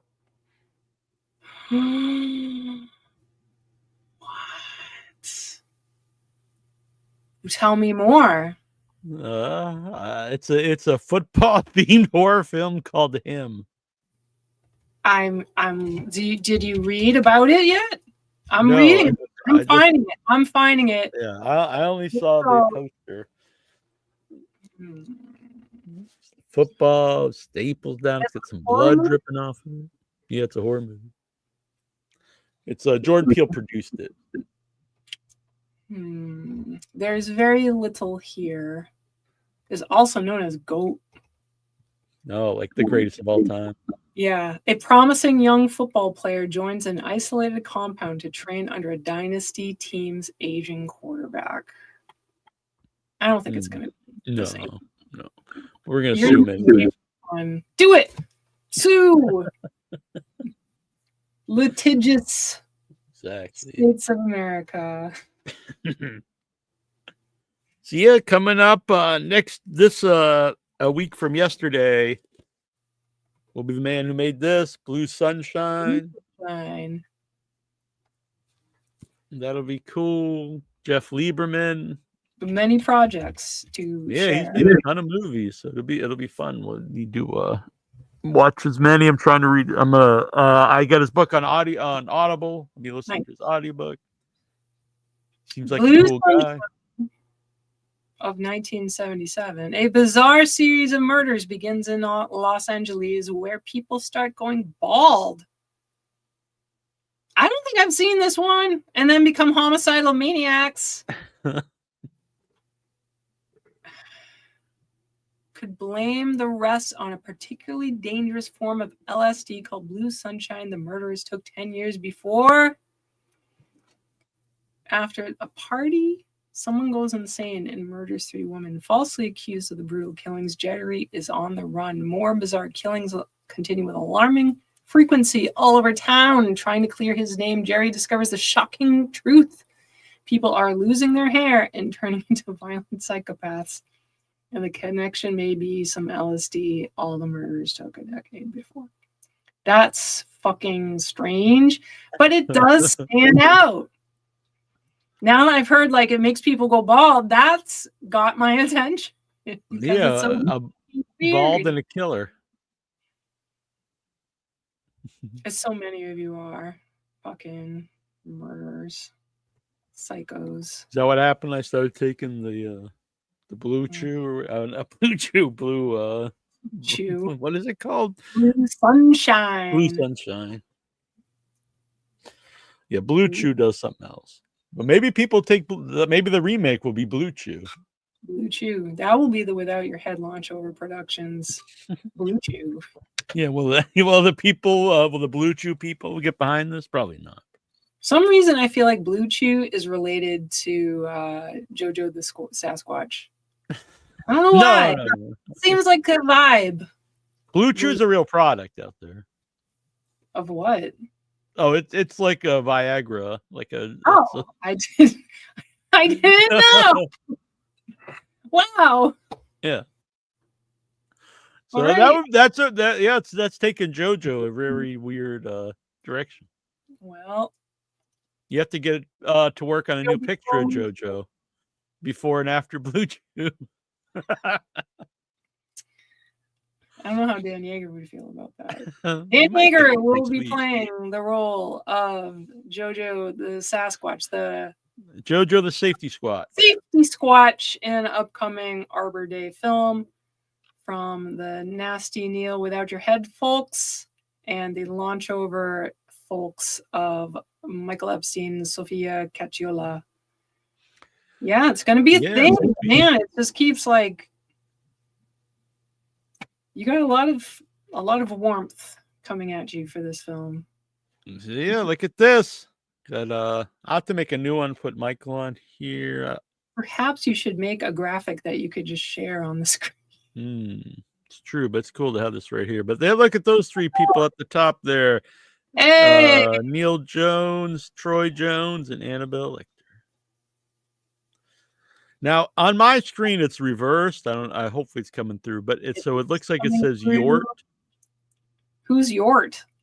Well, actually, I see. I don't know, but because I wasn't born yet, but I've heard the story many times that when Troy was a little kid and he'd be bad, he would say it wasn't Troy, it was Yort. So he would blame whatever his bad behavior on Yort, which was his name back. On the Yort. Yeah. No. Yeah, it wasn't a little child that lived in his mouth, though. No. As in The Shining, yeah. No. Yeah. Mrs. I don't. Jones. I don't have it handy, but I did see people were sharing around this picture where it was the girls who played the twins and the kid who played Danny, of them playing together. Like on Off set. set. Yeah, you're on set. And I thought that was really cute, actually. Yeah, it sounds really nice. Yeah. How weird to be those two girls. Yeah, we were gonna have them on years ago. We had it scheduled, but I don't know what happened. Maybe I should look back into that. That'd be sweet. Yeah, because they started doing conventions for a little while. Nice. So didn't the guy who played Danny? He became a farmer. Like he left. Completely. Farm sheep. Yeah, and so I tried to get him on, but he has no interest in doing interviews at all, which is fine. That's okay. But he does do conventions. But the girls were into doing the twins were into doing an interview. Very cool. That would be great. Yeah. Yeah. It's a good movie. I'm going on a limb there. Well, it's weird because I do know people who hate it. I don't know too many people who hate it now, but I know Troy always hated it. And like when I was younger, there was more like 50-50 on it, where I think there's people who really love the book weren't into it. I love the book. I think now it's more loved. Cool. Was it? The fire hose. I remember that being very creepy as I read it. I am glad in the movie they didn't have Jack going through like the bajillion boxes of memorabilia and letters that he found in the basement of the hotel, because that's a lot of. Yeah, there are certain things that don't translate well to film too, and I know in the movie he uses an axe, in the book it's a croquet mallet. I think either one would work. Yeah. I do think the I forget the technical, but the hedges where you make them look like animals. I don't think that would have looked very good in a movie at the time. Because in the book, they come alive and like attack people. Oh, that's right. Yes. And I think it would have looked bad in a movie. Maybe not. Practical effects were pretty fucking impressive, man. Yeah, they did it in the TV version, in which I think is not a good movie. Well, I know some people like it better. Dude. Yeah, a guy from Wings. That was not a good time for anything to be made. It was just not a good time. And I love the ending of the movie. I know it's different. Oh, yeah. Well, not to spoil it, but it doesn't explode. He's frozen. Yeah.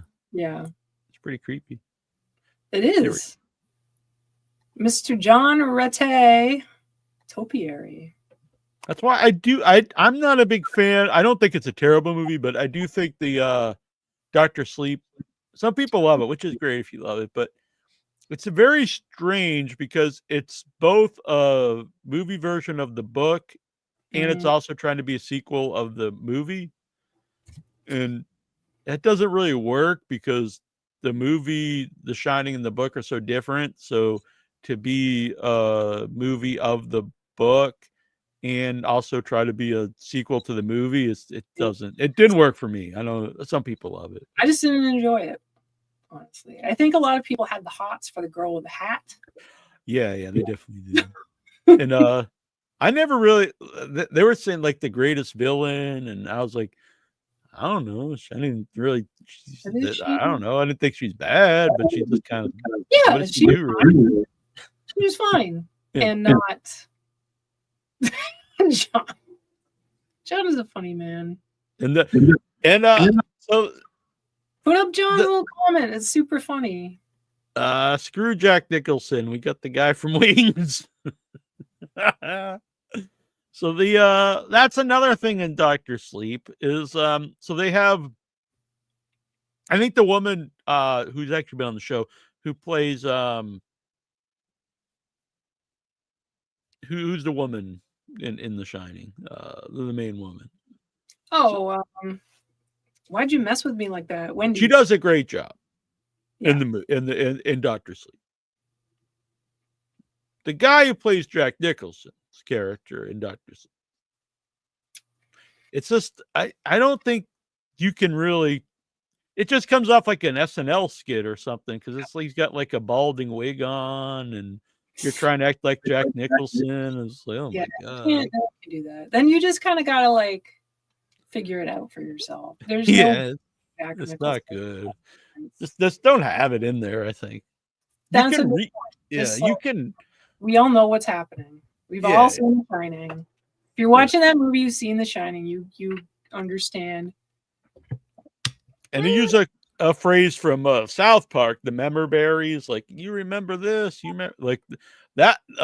Dr. Sleep is just full of that. It's like, hey, do you remember this ghost? You remember the blood coming out of the elevator? Yeah, I remember that.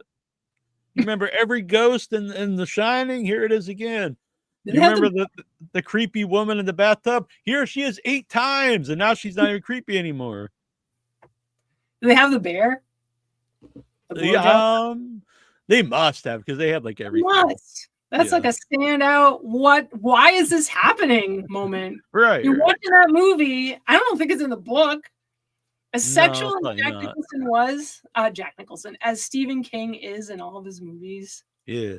If he did, it would have been like a chapter. Right? Because as I've mentioned, if anyone's having just like pleasant sex in the movie, it's like, yeah, they made love. But if it's something horrible or it's like it's very detailed and it's paragraph, like multiple paragraphs. Steal for freaking romance. Well, I'm not saying that's why I'm reading it, but it's no. Yeah. But that's where Stephen King can come from. Like, we already have the stories of lovemaking. There's other people. Sure. That's why I have a theory. The violence and disgustingness and the like inappropriate age ranges and group 8. It's who does that? I have a theory that he has a pen name that he's actually writing those like the Mummies Made Me Gay books or something. It's like his new Bachman. He's just like, I'm gonna write these these crazy sex stories, but I can't write them as Stephen King. I'm gonna write them as whatever. Maybe that's why when I reached out to that person to see if they were on the show, they oh shit, they're on to me. Yeah, his voice. And if he doesn't do that, he should do it. He should. And you know what? Stephen King, author of Sasquatch Made Me Gay. Just like, we can disguise your voice. You can disguise your voice. Like, let's wear a lucha mask.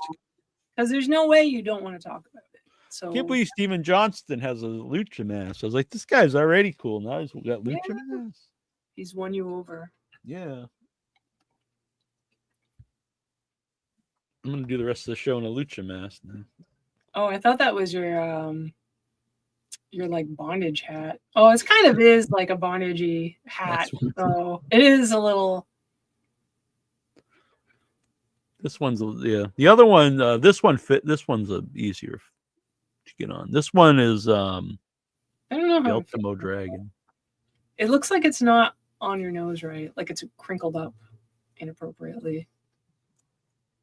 Yeah. This is the Ultimo Dragon. He's actually a Japanese wrestler. Pretty sweet. Mm-hmm. It's a good look. Mm. How you supposed to tie that, honestly? But a bow, like a shoe. Neal. There we go. Here you go. These ones are better though. Like you got your mouth open. These aren't the most comfortable masks. These this is Neal Mousker's. Damn. But yeah, let's see the difference. I'll show you. So that one you can tie on. It comes off. I want one of these. They're cool. Yeah, these aren't nearly as comfortable. What's the? I can't even see your fucking mouth. At least, I don't want to see your. It's so scary, man. Damn, what is the M for? Neal Mousker's. Mm-hmm. This one's kind of worn out. This is how Neal turns on all the chicks out in the Headyverse. Is that the Mankind mask? No, it's Vader. Oh, do you have a Mankind? Time! It's time! It's Vader time! Do you have a Mankind mask? I do not. Why? Oh, didn't you like go sour on Mankind? Yeah, he's kind of a dick. But he's got a lot of issues, honestly. Like issues that we feel sad, like Ed Kemper? Yeah. He destroyed his body for wrestling, which, but so they did a Dark Side of the Ring about Hell in a Cell, which is this big match where he gets thrown off the cell by Undertaker. Wow. It's insane. He goes off the top the table and then gets chokeslammed through the top of the cage. And his tooth actually comes out through like his sinus and out his nose. Oh my God. Yeah, it's insane. And his daughter did an interview and said that so they had like the Hell in the Cell set up at like a WrestleMania for fans to go see. And when he saw it, this was like 20 years later or something, he just broke down and just started crying. Because like that match, like that's like his most known match, but it also wrecked his body. Wow. He's paying the price, forever for that. Like not just physically, but like mentally, like he can't remember his way home sometimes and stuff like it. Yeah, it's a lot of. He's not in good. Stuff that happens in here is really dangerous. In this area, like if there's something in your brain there, it's not good. It's not a lot between your brain and this part of your face. It's kind of just the brain. Yeah. Trying to find if I can find it. I can't play stuff on WWE. Will they're really bad about I'll showing see you, and without your head will die. Yeah, I could probably show like an animated GIF or something. But let's see. No, I'm pretty sure Ultimo Dragon is Japanese. But he's called the Ultimo Dragon because supposedly he was the last student of Bruce Lee. Oh wow! So like the supposedly, believably, or supposedly maybe. I don't know. Really, it's a wrestling thing, so maybe there's reality to it. Maybe there isn't. I'm not sure. Fair. So let's see here. But wrestling fans out there, the new season of Dark Side of the Ring is started, which I'm a big fan of. I don't think you need to be a wrestling fan to enjoy Dark Side of the Ring. And wrestling's fine, but I'm not like, whoa, shit. Wow. Okay, that's enough, man. That's painful to watch. Yeah, and then the second one's even worse, where he goes through the ring. Because then after that, he climbs back up, and then Undertaker chokeslams him on the cage. And supposedly the cage was supposed to kind of break a little bit, then it would hang, but he just goes right through it. It's really bad. Wow. Very sad. Yeah. Mila Mascaras, exactly. See, General. He wrestled into like his 70s, Mila Mascaras. Wow. Yeah. So what else is you got over there, man? I don't know what else is going on in the world of horror. You can let us know here in the chat. I like this idea of a Ed Kemper movie just about him in prison. Mm-hmm. You saw Mindhunter, the TV show. Mm-hmm. Oh, it's so fucking good. Yeah, it's great. It was too bad that it didn't keep going. I think that started because of COVID, and then and they said it was just too expensive, I guess. Fuck that. Come on now. Anybody else who's ever seen it loves it. Mm-hmm. Bring it back. And they made everyone really look just like the actual people, and not know. Sometimes when they do that in movies, like they're just so under like all these prosthetics, and it takes you out of it. But Mindhunter did not. No, they found the people. Yeah. There was some old psychotronic movies where Emil Mascaris fights mummies and that kind of stuff. Yeah, El Santo was in a lot of those. El Santo was the big movie star, but I'm sure Emil Mascaris did some too. But El Santo, I think he's kind of like the first big luchador. Isn't there like a character that's like El Sadistico or something like that? Yeah, I believe so. Yeah, that's cool. I remember seeing years ago there was an image of that. I'm like, that guy is a great character design. El Santo. So El Santo died in 1984. Wow. Yeah, he made let's see, Santo versus Frankenstein's daughter. Now that sounds like a good movie. That's real strange. Santo and the Vengeance of the Mummy. Santo in the Wax Museum. Santo versus the TV Killer. Santo in the Border of Terror. It's like children's books where it's always like that. Like, the big red dog goes to the city. The big red dog goes to the beach. Santo, an anonymous death threat. What? Santo versus Dr. Death. Santo versus Black Magic. How many movies this guy make? 53 movies? Holy crap. They all start with Santo. There's a couple that don't, but they're not as fun. The Fury of the Karate Experts. Here's one that's Kanok and the son of Santo versus the Killer Vampires. Some Santo versus the Black Magic Woman.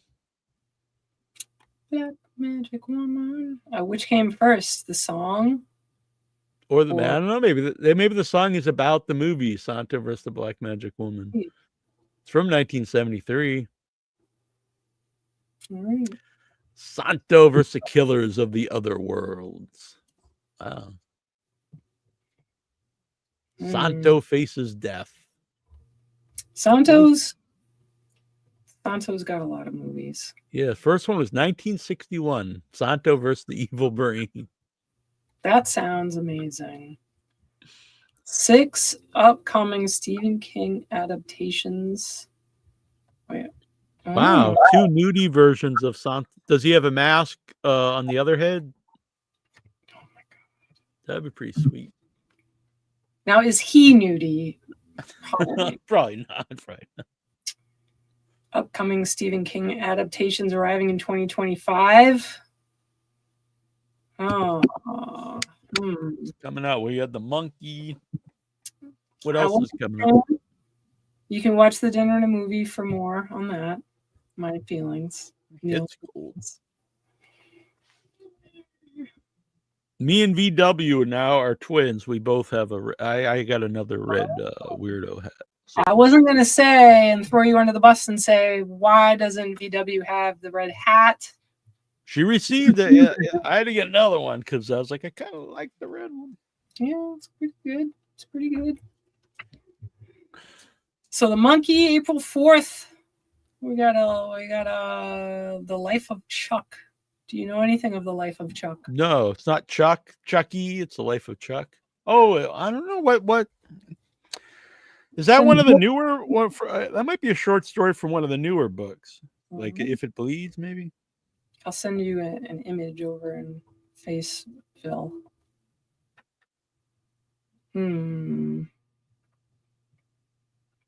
It's the modern king of King adaptations. Mike Flanagan leaves horror behind in favor of a life-affirming movie based on Stephen King's novella from his 2020 collection, If It Bleeds. Yeah, see, I thought that was it. It's a genre. Yeah. The life-affirming movie, I'm like, that's weird. It's a genre-bending story that explores the life of Charles Krantz in 3 chapters, serving as a celebration of our existence and mortality. It's the type of sugary, sweet story that plays like a big, warm hug and one that works best when operating on an intimate level. Tom Hiddleston stars in the title role, but the ensemble cast is stacked with frequent Flanagan collaborators, including but not limited to Annalise Basso, Samantha Sloan, Jacob Tremblay, Kate Siegel, and Mark Hamill. Wow, Katie Siegel. And Mark Hamill. They're two great people. And the other ones I'm sure are lovely as well. Is this story good, Neal? Because searing some of the sugary, like, I don't remember it. I remember the ones I remember from that book is the kid who gets like a call from the dead guy and stuff. But Life of Chuck, I read it a few years ago when it came out. Oh, shame on me. I usually am really good about making sure I include the person. So this is from Bloody Disgusting. 6 upcoming Stephen King adaptations arriving in 2025. It was only 12 hours ago. Thank you so much, Megan Navarro, for your contribution to the horror community, which does start. If there's one thing that's as prolific as horror author Stephen King himself, it's the world of Stephen King adaptations. It was recently announced, for starters, that the author's killer dog classic Cujo is headed back to the screen with a new adaptation in the works from Netflix, with Black Swan filmmaker Darren Aronofsky in talks to direct. Mike Flanagan also has plans to tackle new adaptations of The Dark Tower and Carrie. How many Carries now? There's like that's got to be like the 4th one anyway.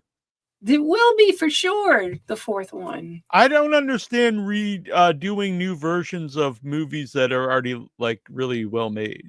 Like, because Carrie was always one of the favorite King adaptations, so why keep redoing it? Well, maybe they're trying to make maybe he's trying to make the goodest remake. The first one's great, and then all the other ones are like mediocre.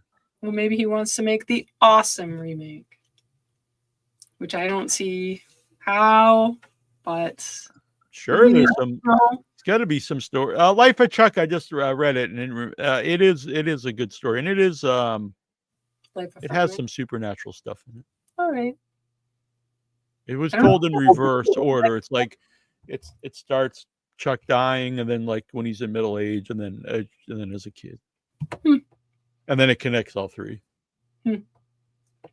That's interesting. It does say genre bending, but doesn't really give any of the last such thing. The last I don't know, 5, maybe a little more than 5-10 years, whatever.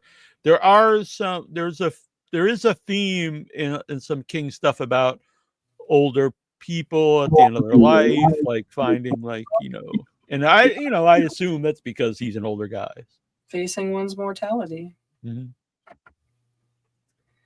So this one I don't know anything about either. So the Mike Flanagan about Dark Tower and Carrie for Amazon, and A24 is developing Stephen King's Fairy Tale into a 10-episode series to name just a handful of new movies and series on the way in 2026 and beyond. That's another one about an older guy. Well, it's a character in it. I was not a big fan of Fairy Tale. A lot of people loved it. It came out a few years ago. Mm-hmm. I don't think I really like the fantasy stuff by King, because I'm also not a fan of the Dark Tower stuff. Really? No. Wow. There's another one that's in, I think it's also I don't think it's a standalone. Maybe it is.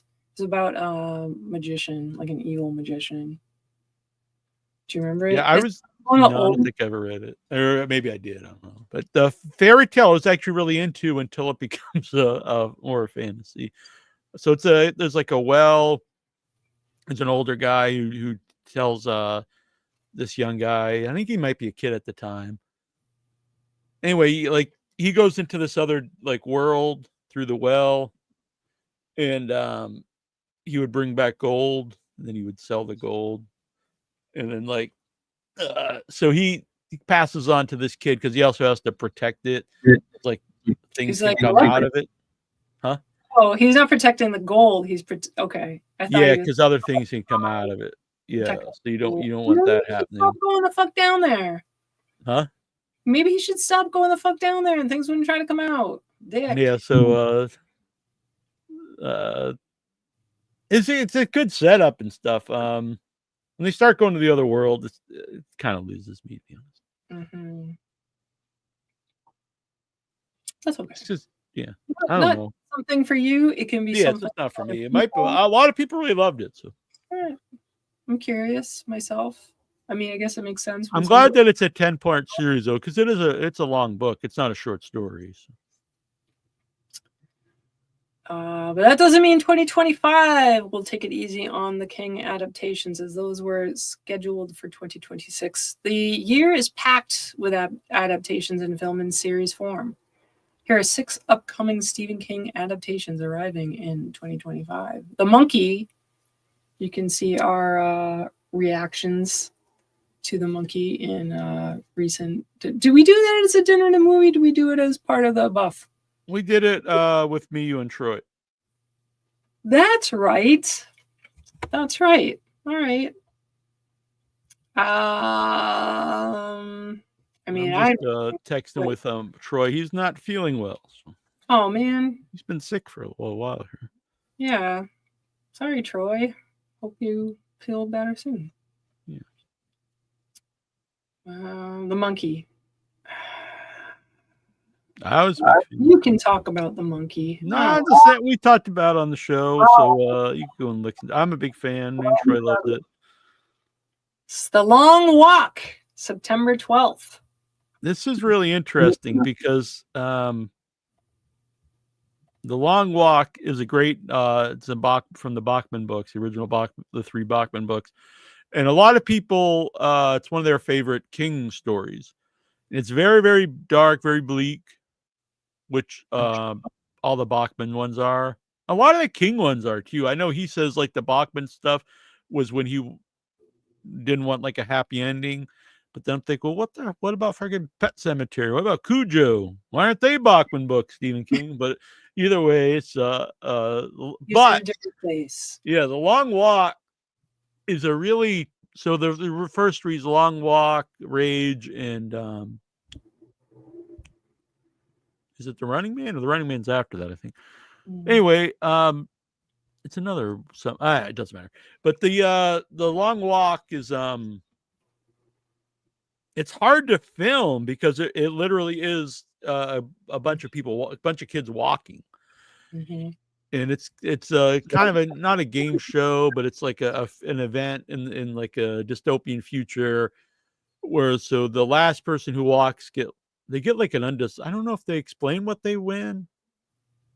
Maybe they do, like, but everyone else gets murdered, gets killed. Yeah, but you stay alive. It's not just that, because you don't have to enter it. Like, it's like 100 people are picked, I believe.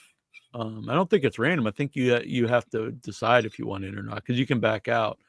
And then I feel like I was listening to an audiobook of this recently, and it was like, I don't remember. Now I don't know if I'm thinking of more. I didn't read The Hunger Games, but kind of. Yeah, I mean, it is a similar story to different things. You know, people have done a similar story, but it's not just it's the Hunger Games. I believe they have to do that or they die or whatever. But this isn't that. The winner receives whatever. But it is a great story, and it's about really the kids talking to each other, because they start to bond, but at the same time, only one of them can live. So how much can you bond at some point? Because you're also, you really want the other people to die, I wonder if it was their families that put them up for it. Because I remember, I think a lot of them that's part of the story. I think is each of them has their own motive for doing it. I sent you an image, which is not a super incredible image, but it is an image. But it is a hard movie to I think, film and make interesting, because the thing is, you can't slow down under 3 miles an hour or they kill you. You get like 2 strikes, and 3 strikes they kill you. So to film like something where everyone's just walking and talking, like, well, I guess, you have to be creative with it. Yeah. we can praise movies where it all takes, like, we'll talk about, wow, that movie was amazing because it all took place in basically a room. So maybe it would be kind of a similar way to go about it, of thinking of, like, even though you're in the wide open, you're isolated. That is from the other one, the Chuck one, Life of Chuck. This is from The Long Walk, out in September 12th. Constantine and the Hunger Games, The Ballad of Songbirds and Snakes director Francis Lawrence helms this adaptation of King's 1979 dystopian novel, penned by strange darling filmmaker J.T. Mulliner, about a group of teen boys sent on an annual death march contest. Their ruthless trek must be nonstop and under strict rules until only one of them is left standing.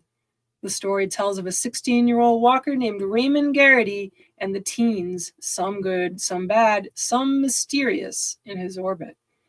King penned The Long Walk under pseudonym Richard Bachman. Cooper Hoffman and David Johnston will lead the ensemble that will also include stars Charlie Plummer, Joshua Ojek, Roman Griffin Davis, Judy Greer, and Mark Hamill. Mark Hamill is very popular in these movies. I am going to send this to you because maybe you would like to talk about the new Running Man. Oh, so it was 4 books. Okay, The Rage, The Long Walk, Road Work. That's the one I was thinking. I couldn't remember the name for, and The Running Man. All 4 are really good.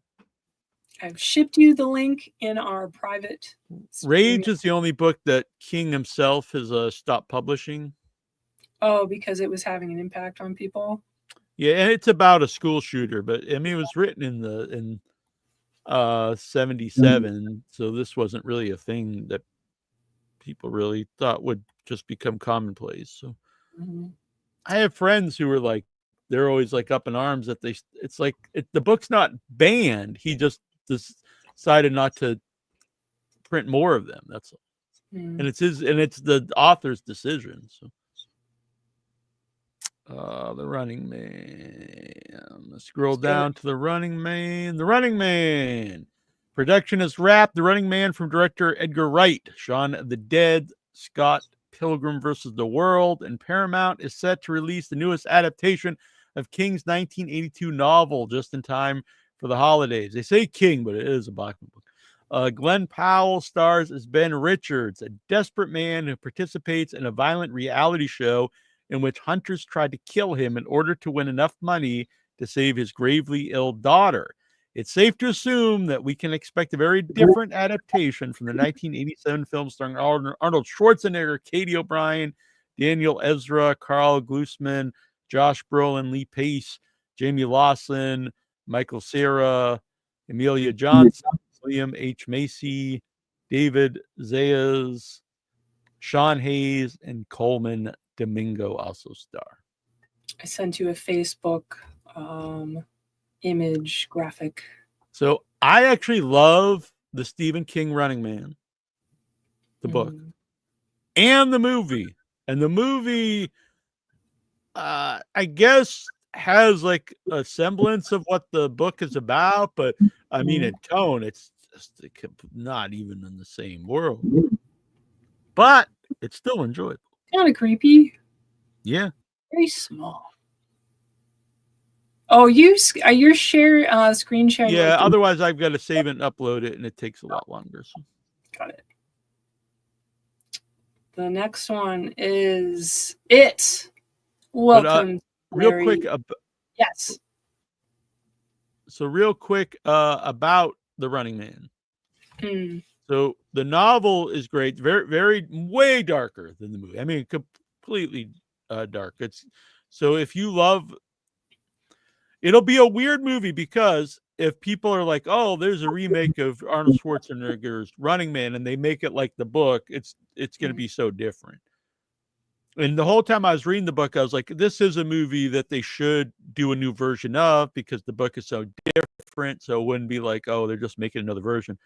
I do think they probably would change the ending because the ending, like Rage, had kind of foresaw school shooters. The end. Should I give away the end? I mean, it's a 50-year-old book or something. I'll cover my ears. You just wave your hand when you're done. So super dark. I won't give away everything. I'm just going to give away the very ending part. So the Running Man, he's so the two main characters, the Running Man himself, and then the producer, who in the movie is like the game show host. And so he's in the Twin Towers in New York, and the Running Man flies his freaking plane into the building to kill him. And I'm like, oh fuck, they can't put this in a movie today. It's gonna have a very different feel to it. So I do think they could do something similar, but they would probably change it. Yeah. Okay. Woo, now my ears are very warm. Well, so you can do that instead of getting earmuffs. Hey, you just walk around with your hands. Lexi here would love to see a film of Stephen King's My Pretty Pony. It's a short story, so it would have to be a short movie. That doesn't usually what happens. I mean, they made a feature film off the Lawnmower Man, which is like, I don't know, it's like 10 pages or something. But and it has nothing to do. But I will say, like, the Black Phone is also very short, which is Joe Hill. But they did a really good the movie's really good. They expanded it into a feature film, but the stuff they added worked. Yeah. So it is doable. I had sent you this image. Huh. Welcome to Derry 2025 TBD exact date. HBO returns to the world of Stephen King's horror classic It with the 9-episode prequel series expected to arrive this year. Bill Skarsgård returns as Pennywise the Clown, with the series story kicking off in 1962 to explore the time leading up to the events of It, Chapter 1. Andy Muschietti, Barbara Muschietti, and Jason Fuchs are on board the Pennywise prequel, with Muschietti directing several episodes. More specifically, the series will tell the story of Mike Hanlon's writings, interludes, and interviews that highlight the festering presence of Pennywise in the small Maine town. Wow. Yeah. Whole bunch I just don't know how I feel about this, because it won't be based on any source material. Because I mean, it might be good, but I don't know. So it's going to follow the kids after, I think, like in between, I guess, in between the first half of the book and then before they're adults. Or is it about a whole new set of kids? Because it's about Derry. Pre. Oh, it's a prequel, so it's just about the kids before they even find Pennywise? Oh, all right. So would have to be like an interquel. Prequel. More specifically, is it just about them being friends? In between. It has to be in between, because fucking Hamlet isn't even around. Yeah. They weren't even friends before that. Right. It's like an interquel. Interquel. Is that it's not pre or post, it's in between. I like it, honestly. Yeah. Interquel. Like Rogue One.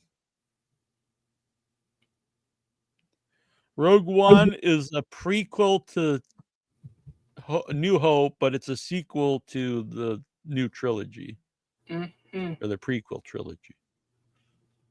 Would you care to read about The Institute 2025 TV? Oh, The Institute. That's one of Stephen King's best modern books.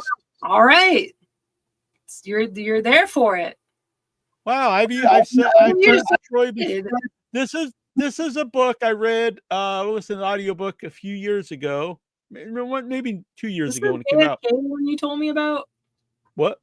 Is this the one JFK involvement? No, but that book is fantastic, and I guess they did make a TV series that hardly anyone likes.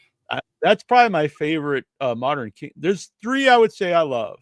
There's actually a lot of this Institute's really good. No one ever talks about it. It's I forget the king, but it's the date that JFK was assassinated, 11/27 or 70, I forget. And then Mercedes Man, and not all three of them, but there's 3 Mercedes Man books. Mercedes Man and Finders Keepers. The third one I'm not a fan of, but The Institute. You got the image over there? Did I send you the image? No, I'll grab it though. Okay. So 2019, this came out. I probably read it after that because I think I read it probably 2 years ago. It's really good. It's similar to if you've ever read Firestarter.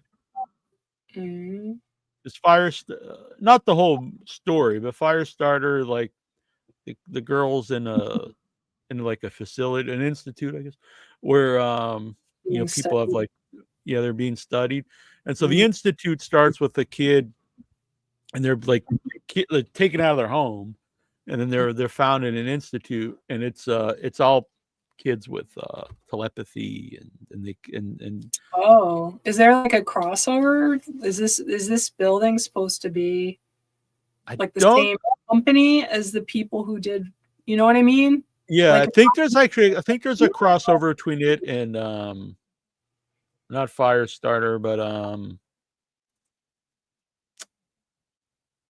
that one not Brave. What's the movie? Got the movie version has Christopher Walken. Oh yeah, Dead Zone. Dead Zone. Yeah, I believe it's there's a short story in one of the books that is a prequel to Dead Zone, which is interesting. Dead Zone's actually one of my favorite Stephen King books of all time. There we are. The Institute, an adaptation of King's 2019 novel, will arrive in the form of a streaming television series from MGM Plus, likely to arrive sometime this year. The first image above was unveiled in December 2024, with news that King himself has come on board as executive producer, further reinforcing expectations for a 2025 premiere. The 8-episode series from creator-producer Benjamin Cavill, Justified in the Stand, follows 12-year-old genius Luke Ellis as he's kidnapped and brought to the Institute, a facility full of children who all got there the same way he did, who all possessed an unusual who are all possessed of unusual abilities. Ben Barnes from Shadow and Bone stars as Tim Jameson, a former officer looking for a fresh start, only to find himself on a collision path with Luke. Mary Louise Parker from Weeds, Simon Miller, Run the Burbs, and Jason Diaz, Vampire Academy, also star. Yeah, this is great. I'm a big fan of The Institute. And it was a book that I never heard anyone talk about.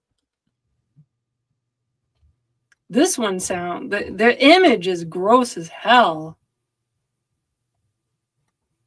Ugh. God, it's effective. It makes me curious. So I'm glad that Institute's getting some love. Yeah, that's cool. There's so many. Yeah, like I said, hardly anyone I know ever have talked about it. But so, what's the next one you're going to mention? Bring Her Back. There's a trailer out for this, but I'm not sure Can we just like play any trailer we feel like? We can, and then if they say anything, we can just edit it out of the show. All right, let's see. I'll mute myself. Is this a King one too? I didn't see it on that list. No.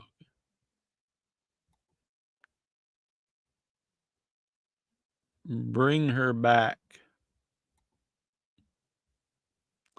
And then I'm going to have to go pretty soon because I am starving.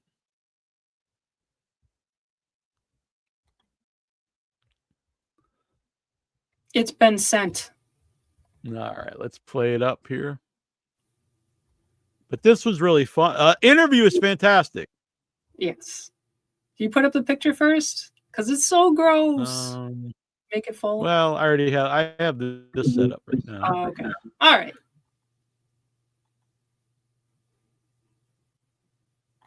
I think my internet's not really good at the moment. All right. Yeah, I'm hearing like my echoes.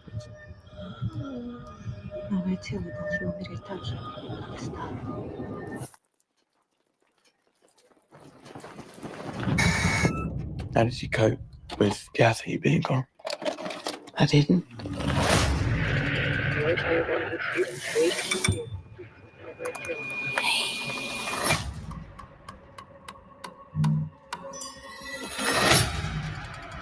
This is their new sister and brother, Oliver. Oliver lost his family just like you guys. Needed someone that could give him special care. Listen, I gotta tell you a secret. Listen. I was fucking with the angel. It's a beautiful angel. It does beautiful things. Listen. Listen. Oh, there she is. Listen. Some people believe the spirit stays in the body for months after death. It's working! We can bring her back.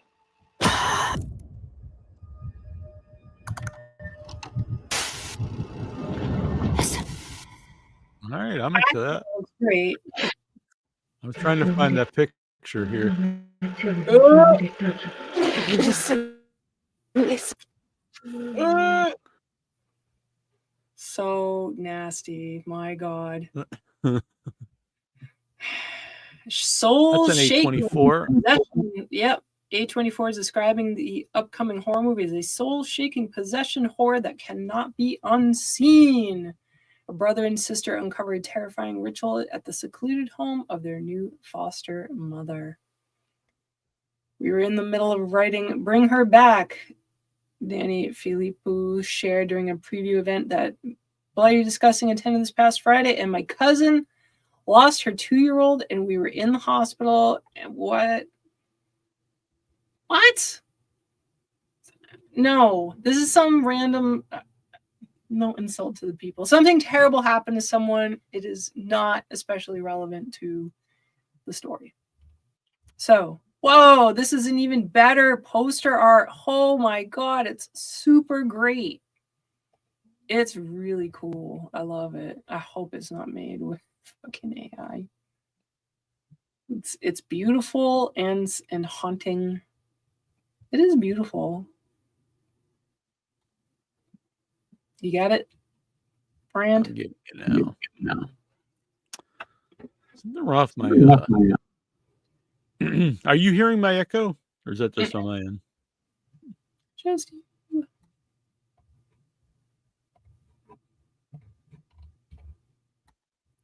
Article. Oh from yeah. Wires. This looks cool. I remember seeing this somewhere. It's beautiful. It does have that possible AI look, though, but I wouldn't think A24 would do an AI poster. I hope not. Oh, it's lovely. So creepy, those eyeballs. Yeah. Mm-hmm. It is weird to be like, something looks cool. It's like, well, is it AI? It's really sad.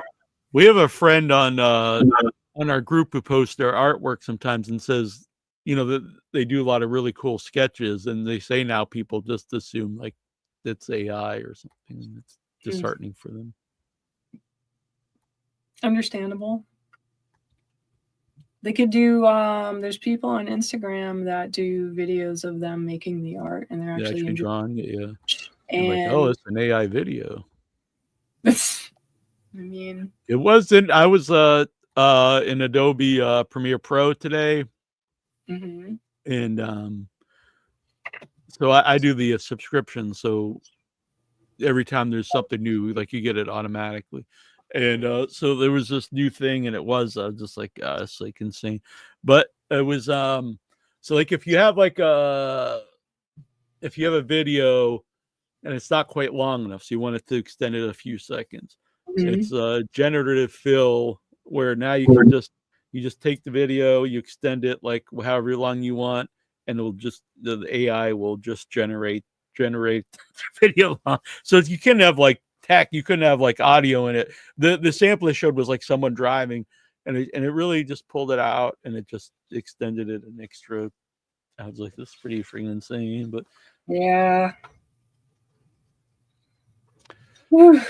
But I know how to live in the woods, so when I have to go into the mountains or whatever, like that's not like just creating something that doesn't already exist. So like, yeah, but it's still like just the fact that it could even be done is really insane. Yeah, and this has progressed like so much in like the last.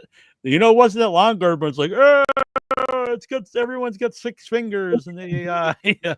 And I was like, even then, I knew it. Like, yeah, but they're gonna fix that. And I didn't think it would just progress so much, but it's I knew exponential that. learning. It's fucking AI. It's just exponential learning. It's just boom, boom, boom, boom, boom, boom, like cancer. Boom, boom, boom, boom, boom. Ugh. Jesus or aliens, Jesus or aliens, one way or the other. I hope they're nice. Please come. Please come help us. Oh. Make me a pizza yesterday. That was really fun interview. I'll put the their short up on the website. It's a fine, fine film. Yeah. Brandon messaged us and thanked us for the interview. No. Earlier today. He's adorable. Yeah. And so fucking smart. Brandon impressed me. Not that the other people, but no, of course, yeah. Great hang. Thank you both so much, truly. And then bless you in your graciousness. And then he put some music quotes. This must be without your head. Do you always read out people's private messages? No, I didn't read a lot of the stuff there that he posted, but I just read the stuff that I thought would be all right to say here on the show. Well, so you might go into the big city on Sunday? Yeah, I might go. I haven't been up there for a while. Since Buff, I mean, but besides that, just to go watch like regular movies in a while. So yeah, I would like to see Death of a Unicorn and The Corpse. The Corpse. And then maybe something else. Now the new, I know you don't have the AMC thing anymore, but now you can. They extended it to now you can see 4 movies, which is cool, but it's hard to fit 4 movies in a 20 in a day. 4. Oh yeah, if you were not, you could see it in a week, but not for. You'd have to like go in the like 10 o'clock movie. Yeah, I'm not against the idea. It's just like actually hard to figure like the possibility of it. Mm-hmm. But yeah, so watch the movies, support independent horror. Yeah. Like, I did see it's supposed to rain, so I don't know. We'll see. Every time I go, every time I'm about to go, it starts raining or something. Today was supposed to be so nice, and I couldn't go outside. But are you? I don't know if it's. Are you going to someone's wedding this weekend? Is that this weekend? I'm going to Lexi's wedding next weekend. Next weekend. I knew it was hers, but I didn't know if it was supposed to be said on the show. Is all. Yeah. Okay. She mentioned I didn't know. I didn't know if that was this weekend or the next week. So yeah, if you want to go see The Corpse, let me know. Nah, I'll have to think about that. Money is. Yeah, I understand. Money. Or if it is raining, maybe we could watch something, virtually. We'll see. We do that. All right. There's a lot of we have a lot of cool stuff. You could totally watch something virtually sometime. All right. If you're up for that. Yeah, of course. So maybe you'll get your dinner and a movie event from that. Or perhaps we'll just talk about it on the next show. Yeah. No, I think either way works. Dinner and movie would be fun too. What to figure out virtual dinner? To keep the dinner part, should we each eat? I don't know. We can eat. Yeah. You see my sad scrappy. I was just wondering if we should each get the same thing, like maybe not like a meal, but if we get, I don't know, we'll figure it out. If anyone out there has ideas though, like, oh, it'd be cool if you both tried like some, some snack or whatever. I don't know. If anybody out there would like to pay for Annabelle Lecter's meals for these shows, I mean, it doesn't. We don't have to eat. We can just sit here and talk. That's fun too. No, I can eat an embarrassing English muffin. Okay. I could make a little pizza. I could make something. Yeah. But I like this idea because we do get a lot of cool screeners, and I think it'd be fun to talk about them. I agree. I think that would be great. Yeah, we've got a lot of stuff coming in from other film festivals that are kind enough to give us screeners, even though we can't make it to some of these festivals. So that's pretty sweet. So I would definitely like to be able to do that for them. I believe we've got the Overlook. Yeah, I don't blame the people, but almost the majority of them, because I had to contact the actual distributors, and they wanted people to watch them in the theater, which I totally get. But we did get a few screeners, not too many. Cool. Well, a few is better than all, because I can't watch them all. Well, I can't either. It's just too many. But yeah. It's too many. So we'll try to tackle some of those. Yeah, Jenny Penn is one too. That's not from the festival, but I would like to really watch that. Yeah. So do we have that? Yeah. We need to watch that. What is the holdup? I've mentioned it several times. You even said like today is the day, Annabelle. Let's watch that this weekend. Let's watch that this weekend and maybe try to get guests, because that would be fucking sounds good to me. Stunningly awesome. Okay. Sounds good to me. So behind the scenes, y'all, we will figure that out. Perhaps we'll have a live reviewing. Yeah. TBD. Yes. All right. I'm going to go get dinner. Support the indie everything. Go to IMDb. Put awesome ratings and comments on people's stuff. Help out all the indies. Because like was said earlier, that's how they are able to do what they do and show up on our show and enjoy our company and enjoy sharing with you. So yeah, get out there and support, and we'll see you maybe this weekend, and maybe Thursday is when the normal show is every Thursday at 8:00 p.m. EST. Stop by, come to the YouTube channel so you can chat. I think that's it. Yes. Feel better, Mr. Jones. Terrible one out there. I talked to my buddy Andrew yesterday. I don't see him too often anymore because he doesn't work. He was got a much better job, which is good, but he loves the new job. Good. And Andrew is the young, wonderful cutie that's going to be in Arbor Day. Exactly. And so we were going to make a short film together. And then when we were going to be filming Arbor Day now, it's like we ran out of time. But now that we're going to do Arbor Day after, the short film is back on. So we're going to be doing that in the near future. Me, Andrew, Troy, and Brian, who shaved off the mustache. But the wife made him do it. The wife made him. Wives. So maybe he can grow it back. Maybe this is a prequel to Arbor Day, so maybe he doesn't have the mustache yet. I don't know, but we'll figure it out. He should have just cut it off and then saved it. We could glue it back on. Yeah. You can weave it in. Yeah.